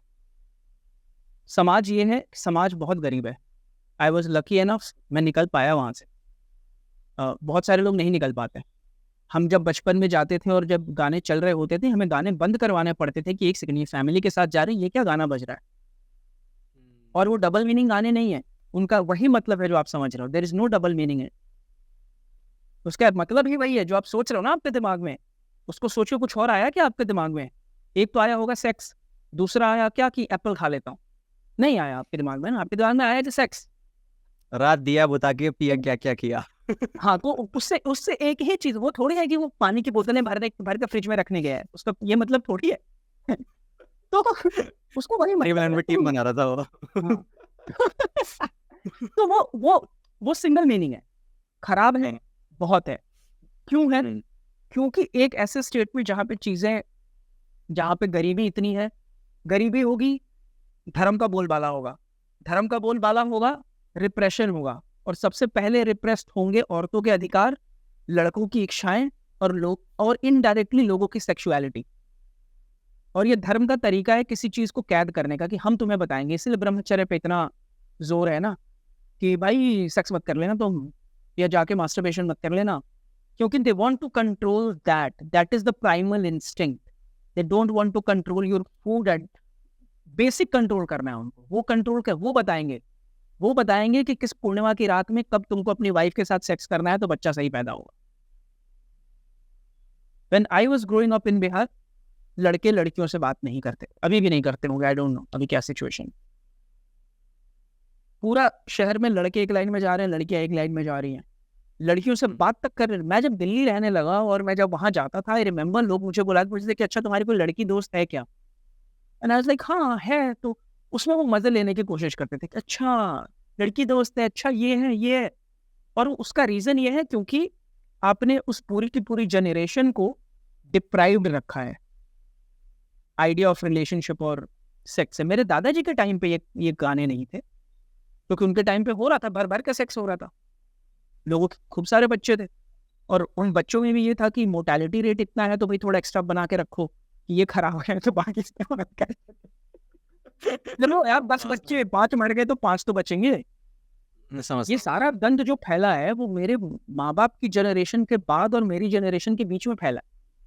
और उस बीच में आप देखोगे लोगों को प्यार करने से रोका गया है, लोगों को सेक्स करने से रोका गया है, लोगों को बात तक करने से रोका गया है. Then they talk about it, और they talk about in a way where you feel कि यार ये क्या हो रहा है. तो जब आप ये बंद करोगे तो आपको ये मिलेगा. तो अच्छे गाने बनाने से ये चीज़ नहीं चली जाएगी. आपको समाज को बेस से चेंज करना पड़ेगा, जहाँ पे you have to allow a boy and a girl to speak first. You have to normalise. वरना कोई भी लड़का अगर लड़की को देखेगा तो सिर्फ एक ही नज़र से देखेगा कि यार इसके साथ तो मैं सेक्स कर सकता हूँ. प्रॉब्लम वो है. क्या मैं इंटरेस्टेड हूँ ये प्रॉब्लम सॉल्व करने में? अभी तो नहीं. क्या मैंने भोजपुरी गाने लिखे हैं? मैंने लिखे हैं एक आध गाने जो मैं चाहता हूँ कि बने. इंडियन ओशन सॉरी, नाम भूल गया मैं बैंड का, पैनल का बैंड है, खैर डजंट मैटर. मैं उन गानों पे म्यूजिशियंस के साथ काम कर रहा हूँ और आई डोंट नो वो कब लाइट ऑफ द डे देखेंगे. लेकिन वही भोजपुरी में इंटरेस्टिंग चीज़ है, भोजपुरी और बिहार के कल्चर में अचल Mishra is making films in Maithili. Darbhanga का लड़का है. और वही जो मैंने बोला, अगले 10 साल में ही is going to become the biggest. गामक घर देखो आप, धुई देखो, अभी उसकी फिल्म आई है पोखरा के दोनों पार, वो देखो. you'll बी ब्लोन अवे कि उसी जमीन से वैसी कहानियां निकल रही हैं. हो गया ना, एक जनरेशन ने सर्व कर दिया. एक जनरेशन ने, मनोज तिवारी की जनरेशन ने बेबी बियर पी के नाचे लल्ली छम छम छम कर दिया. उसके बाद एक और जनरेशन आई जिसने सीधा सीधा बोल ही दिया कि जो भी बोलना था उसको. अब पर उसी में ये चीजें भी फूट रही हैं कि ये ऐसा है. हमें बुरा लगता था यार, हमें अभी भी बुरा लगता है ये क्या है. हम तो दूर आ गए ना, तो हमें अब वो मीम लगने लगा है. पर बहुत सारे लड़के उसी चीज को सुन के उनको लगता है कि हाँ यार ऐसा. कह रहा हूँ. इवन मैं म्यूजिक प्रोड्यूसर हूँ. मेरे आज से 2 या 2.5 साल पहले आता था एक क्लाइंट मेरे पास. उसको मिल नहीं रहा था कहीं भोजपुरी. कह रहा है यार बना दो. मैं बनाता नहीं, मेरे को, मैं रैप म्यूजिक थोड़ा बनाता हूँ, हिप हॉप टाइप का. तो वो कह रहा था, तो मैंने बोला एक काम करो, म्यूजिक कहीं और से बना लो, मैं रिकॉर्ड वगैरह कर दूंगा. तो आया और मैंने जब लिरिक्स सुनी ना, मैंने कहा भाई चिल्ला के मत गाइयो भाई. ये मतलब घर के एक्चुअली में क्या है, मैंने बोला यार मेरा क्लाइंट आया हुआ है, वेट करो बाहर आप, ठीक है, आपकी रिकॉर्डिंग है. तो वो बाहर वेट कर रहा है, और बाहर मतलब बालकनी में बाहर, जहाँ लोग आते जाते हैं, और वहाँ चिल्ला के गा रहा है. उसको कुछ पता भी नहीं है कि भाई कि यार तेरे गाने को गलत तरीके से लिया जा रहा है, और वो लहंगा में बाजी अलार्म जैसा कोई गाना लिख तू गाएगा. वो बहुत अजीब लग रहा सुनने में भाई. मेरी मम्मी कह रही ये क्या हो रहा है ऊपर आजकल. मैंने कहा मम्मी बस हो गया. पापा हंस रहे थे. पापा कह रहे अरे रहने देना, मजे लेना, कोई दिक्कत नहीं है. मैंने कहा लेकिन इसको सॉल्व करना जरूरी है यार, ऐसे इमेज बहुत खराब होती है. फिर लोग आपको पता होगा, ये बात पता नहीं कितने लोग एग्री करेंगे, पर जो बिहारी वर्ड है उसको बहुत लोग ना डेरिवेटरी समझते हैं. आपने बिल्कुल. मैंने भूमता है वो. मैं वो दिल्ली में था ना, मैं 9 साल था दिल्ली में. और 16 साल का लड़का यार, 16-17 साल का लड़का, अपना किया हुआ कुछ उसके पास है नहीं बताने को. तो कैसे डिफेंड भी करे कि नहीं सारे बिहारी वैसे नहीं होते भाई. जो तुम जिनकी बात कर रहे हो वो अंडर प्रिविलेज लोग हैं और उनको वो एक्सेस नहीं है. तो वो है, वो मैंने जिया हुआ है रवि. और इसीलिए मतलब पर ये चीज़ ना कई बार दूसरी तरफ भी चली जाती है. दूसरी तरफ चली जाती है कि फिर आप उस चीज़ को इतना एक्सेप्ट कर लेते हो कि हाँ तो ऐसे ही तो है. जो दिल्ली वाला एक एटीट्यूड, हाँ तो ऐसे ही तो है मैन, जो क्या हो गया. तो वो अगर एक बिहारी आदमी वो ले लेना कि हाँ तो हम तो यही हैं, हम तो सिर्फ हाथ से ही खाएंगे, फॉर एन एग्जाम्पल, कि हम तो यही करेंगे, तो वो उल्टा भी उसका वो नहीं है कि यार अंग्रेजी थोड़ी बोलेंगे हम तो हर जगह भोजपुरी, वो भी गलत है. ढलना पड़ेगा आपको जहाँ पे आप रह रहे हैं उस हिसाब है. से. और मेरा कोई वो नहीं है, मतलब मुझे कोई भी, I have no interest in changing anybody. और मतलब मैं वो लेके चल भी नहीं रहा हूँ. जिसको बदलना है वो बदलेगा, जिसको नहीं बदलना, मुझे अपना काम करना है यार. मुझे अपने साथ ईमानदार रहना है. If I can help somebody ask something, मेरी औकात होगी मैं कर दूंगा, नहीं होगी मैं हाथ जोड़ लूंगा. लेकिन मुझे अपना काम करना है और उसी से चीजें होंगी. मैं इसको एजेंडा वही बोला ना मैंने कि giving back to the society. भाई वो ले लेगी सोसाइटी, आप करो अपना काम, सोसाइटी को जो लेना होगा ले लेगी. वरना आप देने जाओगे, सोसाइटी बोलेगी हट नहीं चाहिए, ले जा, थप्पड़ मार के भेजेगी वापस. और फिर तुम अच्छे इंसान बनते घूमोगे, तुमको लगेगा मैं तो कितना अच्छा इंसान हूँ यार, मैं देने जा रहा हूँ पर लोगों को नहीं चाहिए. वो अलग अलग डिसअपॉइंटमेंट. तो I am not interested in, at least now I am not interested in changing anything. मैं इस बारे में मैं अगर भोजपुरी गाना मैंने अपना लिखा है और एक तरह का भोजपुरी गाना लिखा है, वो मैंने अपने लिए लिखा है, वो इसलिए नहीं लिखा कि भोजपुरी में जैसा गाना हो रहा है और उसको मैं चेंज कर दूंगा, नहीं। वैसे लॉ नहीं, आपको लगता है लॉ वगैरह ऐसे लाए जा सकते हैं स्टेट गवर्नमेंट द्वारा कि ऐसी यार चीजें मत करो? नहीं लगता तो लॉ कुछ वो सेंसरशिप की बात कर रहे हो ना? तो सेंसरशिप यार एक लेवल पे तो होनी चाहिए ना यार, मतलब ठीक है तुम, लेकिन बहुत गलत तरीके से भी यार, जैसे भोजपुरी में ज्यादा हो रहा है ना, इसी कारण मैं कह रहा था कि यार पार्टिकुलर तरीके से एक थ्रेशोल्ड लगा दे भाई, इससे ऊपर ये मैं वाले वर्ड यूज मत करो। मैं अंग्रेजी के गाने ऐसे सुना दूंगा जिसमें हाँ, फक वो- मदरफकर बहुत है, हाँ मैं देखा है, हाँ, सुना है मैंने। हाँ, लेकिन लोग उसका कूल भी लगते हैं। लेकिन उसका कॉन्टेक्स्ट भी है, क्योंकि वहां पे जब आप औरत की सिर्फ बूटी की बात करते हो तो वहां पे औरतों के राइट्स थोड़े ज्यादा हैं, और यहाँ पे अभी तक हम वो पहुंचे नहीं है। आई एम नॉट, मतलब प्रॉब्लम यह है ना कि सेंसरशिप का डंडा जब आप लेके जाते हो ना, तो वो कहाँ तक जाता है वो फर्क नहीं पड़ता। लेट पीपल चूज, लोगों को चूज करने दो, वो एग्जिस्ट करने दो, वो एग्जिस्ट कर, they have the right to make it. The problem is कि उनको और कुछ नहीं मिल रहा है, तो कुछ और चीज क्रिएट कर लो। लोगों को जिस दिन मिलेगा, जिस दिन समझ आ जाएगी, वो स्विच कर जाएंगे। हम कौन होते हैं यार लोगों को बताने वाले कि तुम यही देखो यही मत देखो? this also comes with very, कि मैं बताऊंगा, those people don't know what's right for them. This is a very elite approach of things. हम बताएंगे, वो होता है ना, दिल्ली में बैठे हैं 4 लोग, गांव वालों को तो पता ही नहीं है यार उनके लिए क्या अच्छा है, हम उनको बताएंगे, उनको सड़क नहीं चाहिए, उनको मंदिर चाहिए। This is exactly the attitude. हम कोई नहीं होते भाई किसी को बताने वाले। अगर आपका इतने अपने एपिसोड्स किए हैं, पॉडकास्ट किया है, उसमें आपको कई मैसेजेस आते होंगे, आई एम अज्यूमिंग, कि जहाँ पे लोगों ने बोलता होगा कि भैया आपका ये बात सुनकर मुझ पर ये फर्क पड़ा, थैंक यू। ऐसे मैसेजेस आए हैं? जिसको जो लेना था ले लिया उसने, आप अपना काम कर रहे हो बस। That is how I look at it. हाँ, मैं यहाँ लेके थोड़े बैठा हूँ रिस्पॉन्सिबिलिटी यार कि मैं यहाँ तुम्हें सिखाने आया हूँ, मैं यहाँ बात करने आया हूँ, तुम्हें जो लेके निकलना निकलो यार, मैं किसी को रिस्पॉन्सिबल नहीं। और इतना इतना ज्यादा एम्फेसिस ऑन सीखना हम लोग कर देते हैं ना, कि we make it like a punishment, कि ये करो नहीं तो पढ़ने बैठना पड़ेगा। अरे ठीक है, सब चीज सीखने के लिए नहीं होती है, कुछ चीजें एंटरटेनमेंट के लिए भी होती है, कुछ चीजें रिलैक्स करने के लिए भी होती है। हाँ, कौन देख लो, हाँ जिसको ठीक लग रहा है देखे, बिल्कुल देखे यार, बिल्कुल देखे। अगर किसी को देखना है और उसको वो देख के सही लगता है, वो अपने कमरे में क्या कर रहा है, it should be nobody's business. Coffee बना रहे हो क्या? नहीं, मैं ये चार्जिंग लगा रहा था यार, ये मेरा लैपटॉप थोड़ा। अच्छा, बोर हो गए ना? 1 घंटा बोर कर दिया मैंने आपको। नहीं, नॉट रियली यार, मुझे तो मजा आ रहा है। मतलब मुझे भी आज, मुझे पता नहीं था कि इतना इधर मैं भूल जाऊंगा। या मैं अपनी बड़ाई नहीं करूंगा, बट ये ऐसा सब कहते हैं मेरे साथ गेस्ट, आप जितने मेरे पॉडकास्ट देख रहा, एंड के अंदर बंदे ये कहते हैं यार दिमाग का ये कोना मैंने भी नहीं टटोला था आज तक, ठीक है, और तू कैसे पहुंच गया यहाँ पे, तूने हाथ कैसे डाला यार? ये तो बात, जैसे बायोशाला भैया है, अंकित भैया, उन्होंने बोला था कई बार, तो मुझे ये बात पता भी नहीं थी रवि, और ये मैंने बोल दिया तेरे को, क्योंकि वो होता है ना, गुड होस्ट, वो जगल हो रखा होता है, पूरा अंदर कवाड़ा हो रखा होता है, और जब कोई इंसान आता है तो उसको एक स्ट्रक्चर मिल जाता है, एक ऑर्डर मिल जाता है, और फिर इंसान जब देखता है कि यार उसकी कुछ चीजें सुलझ, जैसे ईयरफोन इतना पड़ा रहा है इस तरीके से एकदम आपका जो अपने लगा रखा है, वो कितना अजीब लगेगा, है ना, जब वो देखता है कि अरे हाँ थोड़ा स्पेस क्लियर हुआ है, कुछ मुझे पता चला है, तो वो एक अच्छी चीज होती है। और इस चीज के लिए यार तभी तो स्टार्ट किया है यार, जब ये चीज देखी और लोगों से सुना बाहर कि यार तू अच्छी बातें कर लेता है, अपने क्लाइंट्स को मैं सुनता हूँ बहुत देर तक, ऐसे ही बस ऐसे बैठा था, ये क्वेश्चन है, क्लाइंट 2 घंटे तक, एक बंदे का ब्रेकअप हो गया, क्लाइंट का मैंने बुला लिया, आजा कोई बात नहीं, सुना मुझे तेरे साथ क्या हुआ है, 2 घंटे तक उसको सुन रहा हूँ, बस कोई एडवाइस नहीं दूंगा, कुछ नहीं बोलूंगा कि यार ये वो ऐसी थी, ये थी फलाना, ये कर, वो कर, मूव ऑन करना, वो उसके बाद पता क्या कह रहा है, मैंने कुछ नहीं बोला है, मैंने हाँ किया, बस 2 घंटे बाद कह रहा है यार मजा आ गया आपसे बात करके, मजा आ गया, क्या बात, तो मैंने कहा ठीक है यार, ठीक है, ऐसे ही आता रहा कर तो पर ये देख लिया।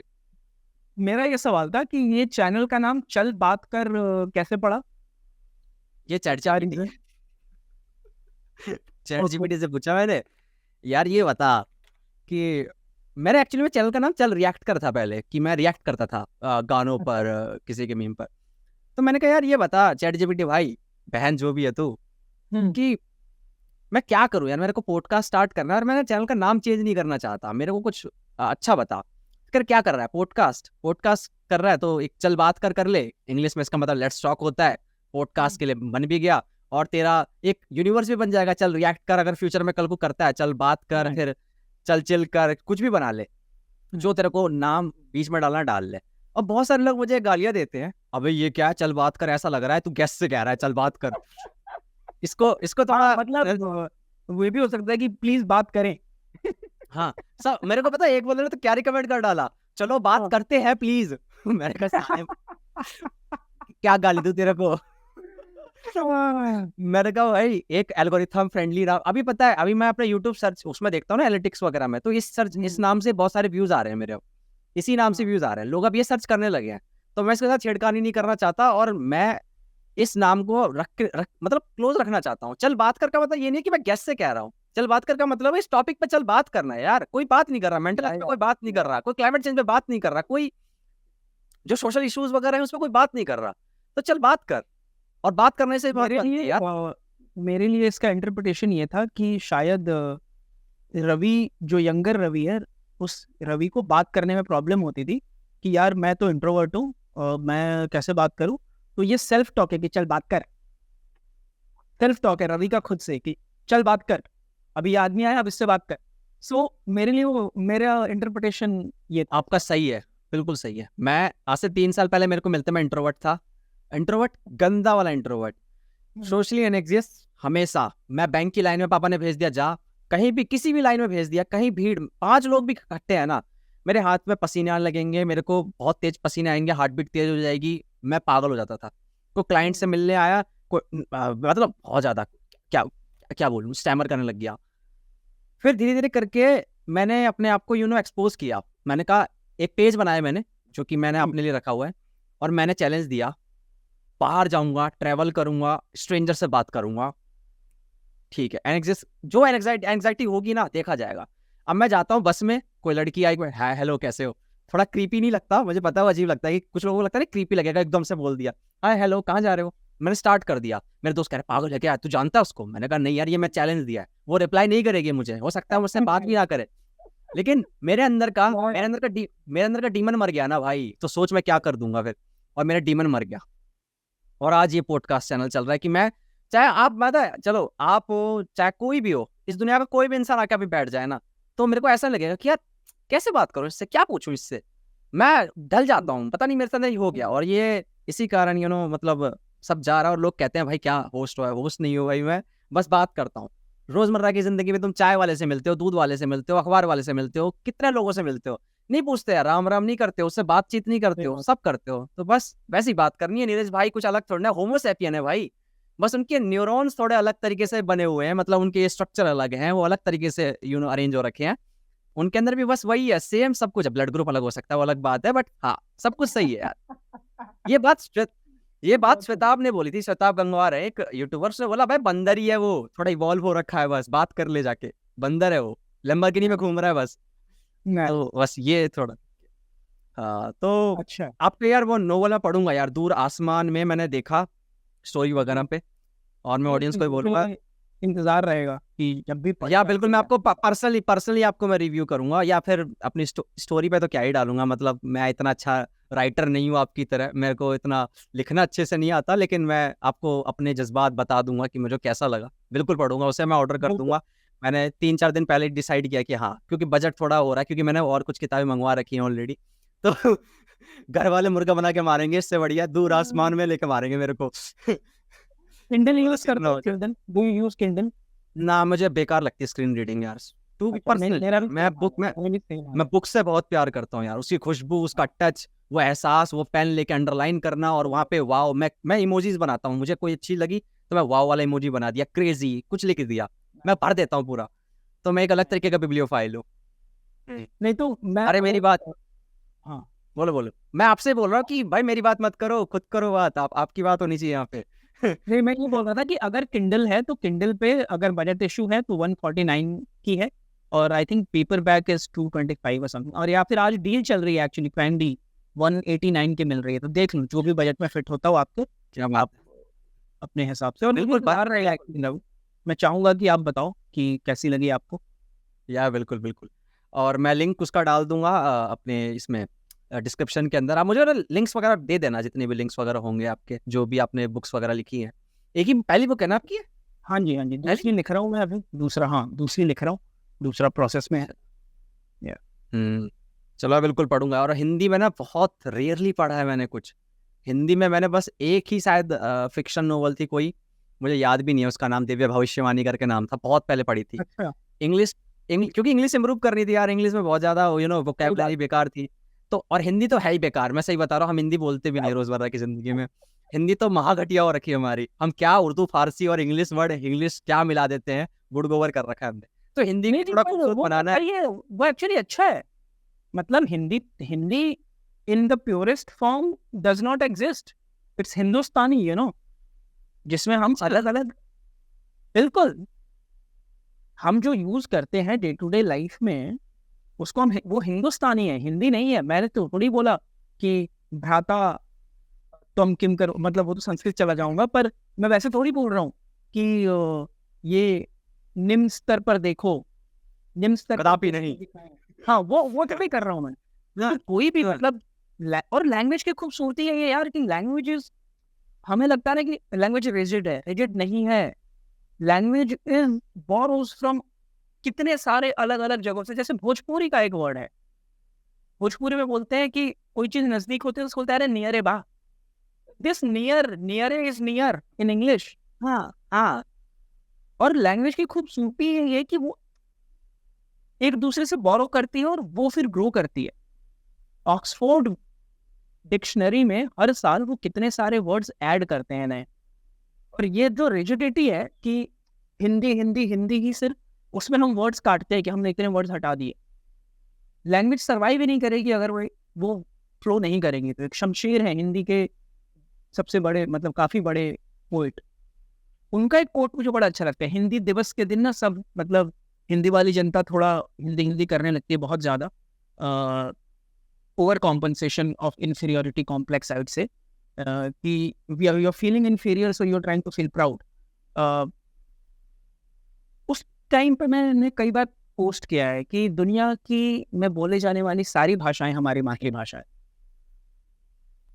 तो मतलब superiority of language, no, taking from all the languages, yes, because that is how it works.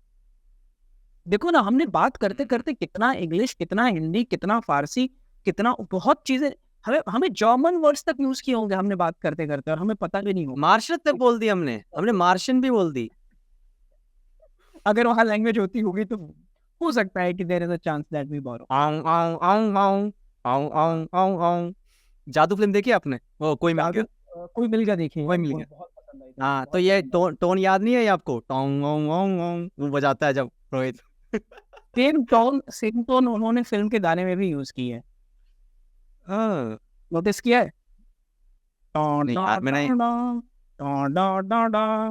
इन पंछियों, कॉपीराइट आ गया, कॉपीराइट आ गया, कॉपीराइट आ गया। ये पता, मैंने एक बार देखा है यार, ये कॉपीराइट आ जाता है, ये मार देते हैं नहीं, आजकल। पर अभी चेंज हो गया, अभी यूट्यूब चेंज हो गया। अभी if you are using something और उस पे आप अपना वैल्यू प्रोवाइड कर रहे हो, तो it will be considered as fair use.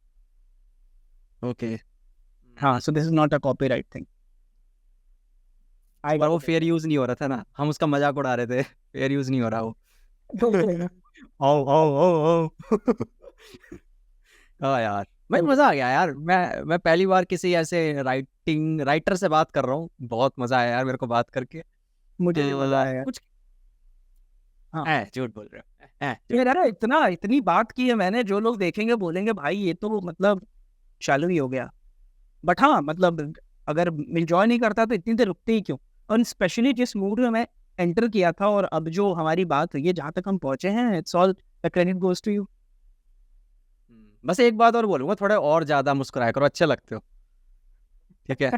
आप बहुत कम मुस्कुराते हो। नहीं, आज की बात नहीं कर रहा हूँ, वैसे नॉर्मली देखता हूँ जिन बातों पे आपकी चेहरे पे स्माइल आ जानी चाहिए, मैं कहता हूँ क्यों इतना यार टैक्स तो नहीं लगता, इतनी मेहनत नहीं लगती है, इतनी मेहनत नहीं लगती यार, थोड़ा सा बस ऐसे ही तुले जाना है यार ऊपर। हाँ हाँ, लेकिन मतलब एक मुझे लगता है ये दिल्ली और बॉम्बे वाला फर्क है कि मैं सुनने की कोशिश ज्यादा करता हूँ बोलने से ज्यादा, कि थोड़ा एक बार बात पूरी हो जाए फिर, तो उस प्रोसेस में चीजें बेस्ट होती है। But whenever you come here, hang out with me, you will get to know. या आऊंगा यार, मुंबई मुंबई में है कुछ जानकार, बिल्कुल पहुंचूंगा तो आऊंगा। कुछ कहना चाहोगे आखिर में? यार मुझे तो मज़ा आया, मतलब आज बात करके। और वही मैंने जो बोला कि जिस मूड में मैं आया था, और जो अभी मुझे इंतज़ार रहेगा आपके और भी काम मैं देखूंगा कि आपने और किन किन लोगों से बात किया है। मैंने अंकित वाला एक एपिसोड आपका देखा जब आपसे बात हुई थी, और मुझे लगा कि बिल्कुल हमें करना चाहिए conversation. And I really look forward to कि हमारी और बातें हों और चीज़ों के बारे में बात हो। ये काफ़ी आज हमारी इंटेंस बात हो गई, इतना इतना होता नहीं है, बट वो टॉपिक ही पता डार्क रियलिटी ऑफ बॉलीवुड, इसका टाइटल कितना मस्त होगा, dark reality of Bollywood expose by Neeraj Pandey. टोड़ो। चौर रख लेना पर ये मतलब हाँ, क्लिपनेटी हो जाएगा थोड़ा, बट हाँ, बट ठीक है, मुझे बहुत वेटिंग मजा कराना आया। पड़ता है थोड़ा। अरे बिल्कुल बिल्कुल यार, मैं भी बहुत, मेरा तो काम हो गया, रोजी रोटी है मेरी तो अब ये। ठीक है, क्योंकि फ्यूचर में मुझे उसको और आगे ले जाना है आगे, तो ये मेरी तो रोजी रोटी, मुझे मेरे को अच्छा है, तो अगर चल गई है। सीरियसली नहीं लोगे तो फिर वो होगा भी नहीं, मतलब आगे बढ़ेगा भी नहीं। कितने हो गए अभी सब्सक्राइबर्स? 4700 प्लस कुछ है। 3 महीने पहले शुरू किया था, अरे अप्रैल में। Lovely lovely. ये लवली है। ये लवली नहीं लग रहा वैसे, बट ठीक है, पर मैं स्लो ग्रोथ ही चाहता हूँ एक्चुअली में। मैं नहीं चाहता कि वो वायरलिटी आ जाए एकदम से। अंकित भैया भी कह रहे थे कि वायरलिटी आ गई ना तो एक ही पार्टिकुलर वीडियो से इतने सब्सक्राइबर आ जाएंगे, फिर वो सब्सक्राइबर देखेंगे नहीं तेरी बाकी वीडियो। फॉर एग्जाम्पल, मेरी क्वांटम मैकेनिक्स वाली वीडियो पे अगर मान लो 50 तो ज्यादा कह रहा हूँ, 5,000 सब्सक्राइबर आ गए मान लो, तो 5,000 सब्सक्राइबर हो सकता है राइटिंग वाला आपका वाला पॉडकास्ट ना देखें, तो वो एक तरीके से डेड सब्सक्राइबर है उस पार्टिकुलर वीडियो के लिए, जो कि एल्गोरिथम के लिए दिक्कत हो जाता है, क्योंकि यूट्यूब का एल्गोरिथम उसको रीड ऐसे करता है क्या, ओके सब्सक्राइबर वगैरह ने नहीं देखा, इसका मतलब वीडियो इंटरेस्टिंग नहीं है, तो उसको आगे पुश नहीं किया जाएगा। तो वो चीज़ मुझे पसंद नहीं आती है ना, तो वो देखना पड़ेगा। तो बस चल रहा है यार, चलता रहा है, जब तक कुछ पैसे वैसे आने लग जाए तो इसको एक्सपेंड करेंगे। फिर ये रिमोट पॉडकास्ट कम, क्योंकि ऐसे यार वो फील नहीं आता स्क्रीन के अंदर, एक जैसे आप करते हो यारी शो में आमने सामने बैठ के, ठीक है, हाव भाव देख सकते हो एक दूसरे की, एनर्जी एक्सचेंज कर हो जाती है, ऑरा मिलता है एक अलग तरीके का। नहीं, पर मुझे तो इसमें भी मुझे एक्चुअली फील नहीं हुआ है कि ये स्क्रीन, ऑफ कोर्स जब सामने होते तो शायद कुछ और होता, बट आई अच्छा, फेल्ट वेरी वेरी। हाथ मिलाओ, हाथ मिलाओ फिर। वैसे ऐसा है ना, जो मेटावर्स बना रहा है मार्क जकरबर्ग, वो ऐसा बना रहा है कि उसमें आप मेटावर्स में मिल सकते हो। अभी है ना लेक्स फ्रीडमैन पॉडकास्ट करके है, उसने मार्क जकरबर्ग के साथ किया था एक पॉडकास्ट, जिसमें वो मेटावर्स में मिले थे दोनों। वो बहुत कूल लग रहा था, ऐसा लग रहा था एक ही जगह दोनों हैं। ऐसा फील होगा जब दो बंदे हम दो बात करेंगे, हमें लगेगा हम एक ही जगह हैं। तो वो अगर आ गया तो बहुत मजा आ जाएगा, फिर पॉडकास्ट का सीन ही पूरा चेंज हो जाएगा। चलो फिर दोबारा मुलाकात होगी कभी, बहुत मजा आया मेरे को, और उम्मीद है कि अब मैं ब्लॉक नहीं किया जाऊंगा आपके द्वारा कि अब ब्लॉक कर अरे दूंगा। क्यों क्यों अरे ये जोक है यार, ह्यूमर पकड़ना सीखो मेरे साथ। दिल्ली के जोक आपको समझ नहीं आएंगे जल्दी। हाँ, मेरा हो चुका है, मुझे लगता है कि हो गया, 12-13 साल हो गए ना दिल्ली से निकले हुए, तो मेरा थोड़ा सा दिल्ली वाला रडार कम हो गया। I am more Bombay now than. हाँ हमारी मतलब मोस्टली बात है सरकाज़म। कहो हम सरकास्टिक होते हैं मोस्टली बात पे। हाँ, और ऊपर से हरियाणा का टच आता है ना, तो हाजिर जवाबी कि भाई कुछ भी आए कुछ पलट के जवाब देना है। हाँ, जैसे कि वो नहीं है एक वो बंदा, वाला मेरा ऑफ हो चुका है, वो वाला क्वालिटी मेरा। जब हाँ कोई एक्स्ट्राऑर्डिनरी सिचुएशन आ जाए तो उसमें फिर वो निकलता है, but day to day life में हम चिल है, मतलब मोर चिल, लाइक रिलैक्स्ड, ज्यादा अग्रेसिव नहीं, ठीक है। हाँ समझ रहा हूँ। नहीं, अब मैच्योर भी हो चुके हैं यार, एक उम्र हो चुकी है, मेरे अंदर वो लड़कपन है अभी भी, और मैं ऐसे ही रहता हूँ, बाहर भी ऐसे ही रहना चाहता हूँ कि यार बस मस्ती मजाक में, कोई सीरियस बात भी हो रही है मेरे से नहीं रहा जाता सीरियस भाई। नहीं हो पाऊंगा भाई, प्लीज माफ कर दो। बस यही है मेरा एक। और सही है। इंटरनेट अटकता रहता है क्या आपका यार बहुत ज्यादा? नहीं, मेरा सही है, मेरी तरफ से तो सही चल रहा हाँ हाँ, चलो ठीक है, तो चलो फिर मिले दोबारा है। कभी और। चलो, आप खाना वाना खाओ, आपकी आप बिजी बंदे हो, मैं बेरोजगार हूँ, मैं अब जाऊँ अपनी बेरोजगारी के ये कुएं में काम जा है रहा हूँ तुम्हारा, वापस। ये काम है तुम्हारा। ये काम लग रहा है आपको, लग रहा है काम की डेफिनेशन में इसको क्यों कर तो इस तो यही है ना कि काम काम तो वही काम है जो काम करते हुए लगे ना कि काम है यार, फिर तो वो बोझा है ना। अगर लग रहा है कि अरे यार बहुत काम है यार, बोझा है फिर। सही कह रहे हो यार, काफी कुछ सीखने को मिला है मेरे को। अभी कल एडिटिंग पे बैठूंगा ना जब, तो दोबारा सुनूंगा आपकी वो ज्ञान भरी बातें। दोबारा सीख लेना। ठीक है, हाँ हाँ। और किसी बात का बुरा लग गया हो तो सॉरी उसके लिए यार, मैं थोड़ा हूँ अजीब तरीके का। अरे लग गया हो क्या पता यार, इंसान का पता नहीं रहता भाई, कल को अरे पता तो क्या मुझे बोलेगा। पता होगा ना मुझे पता होगा रवि के मुझे क्या पॉडकास्ट बुरा लगा है। रवि के पॉडकास्ट पे गया था यार, ये भाई कैसा बंदा है यार, ये ऑफेंड कर गया भाई, इसने ऐसा बोल दिया। अरे मुझे पता नहीं। You have your personality.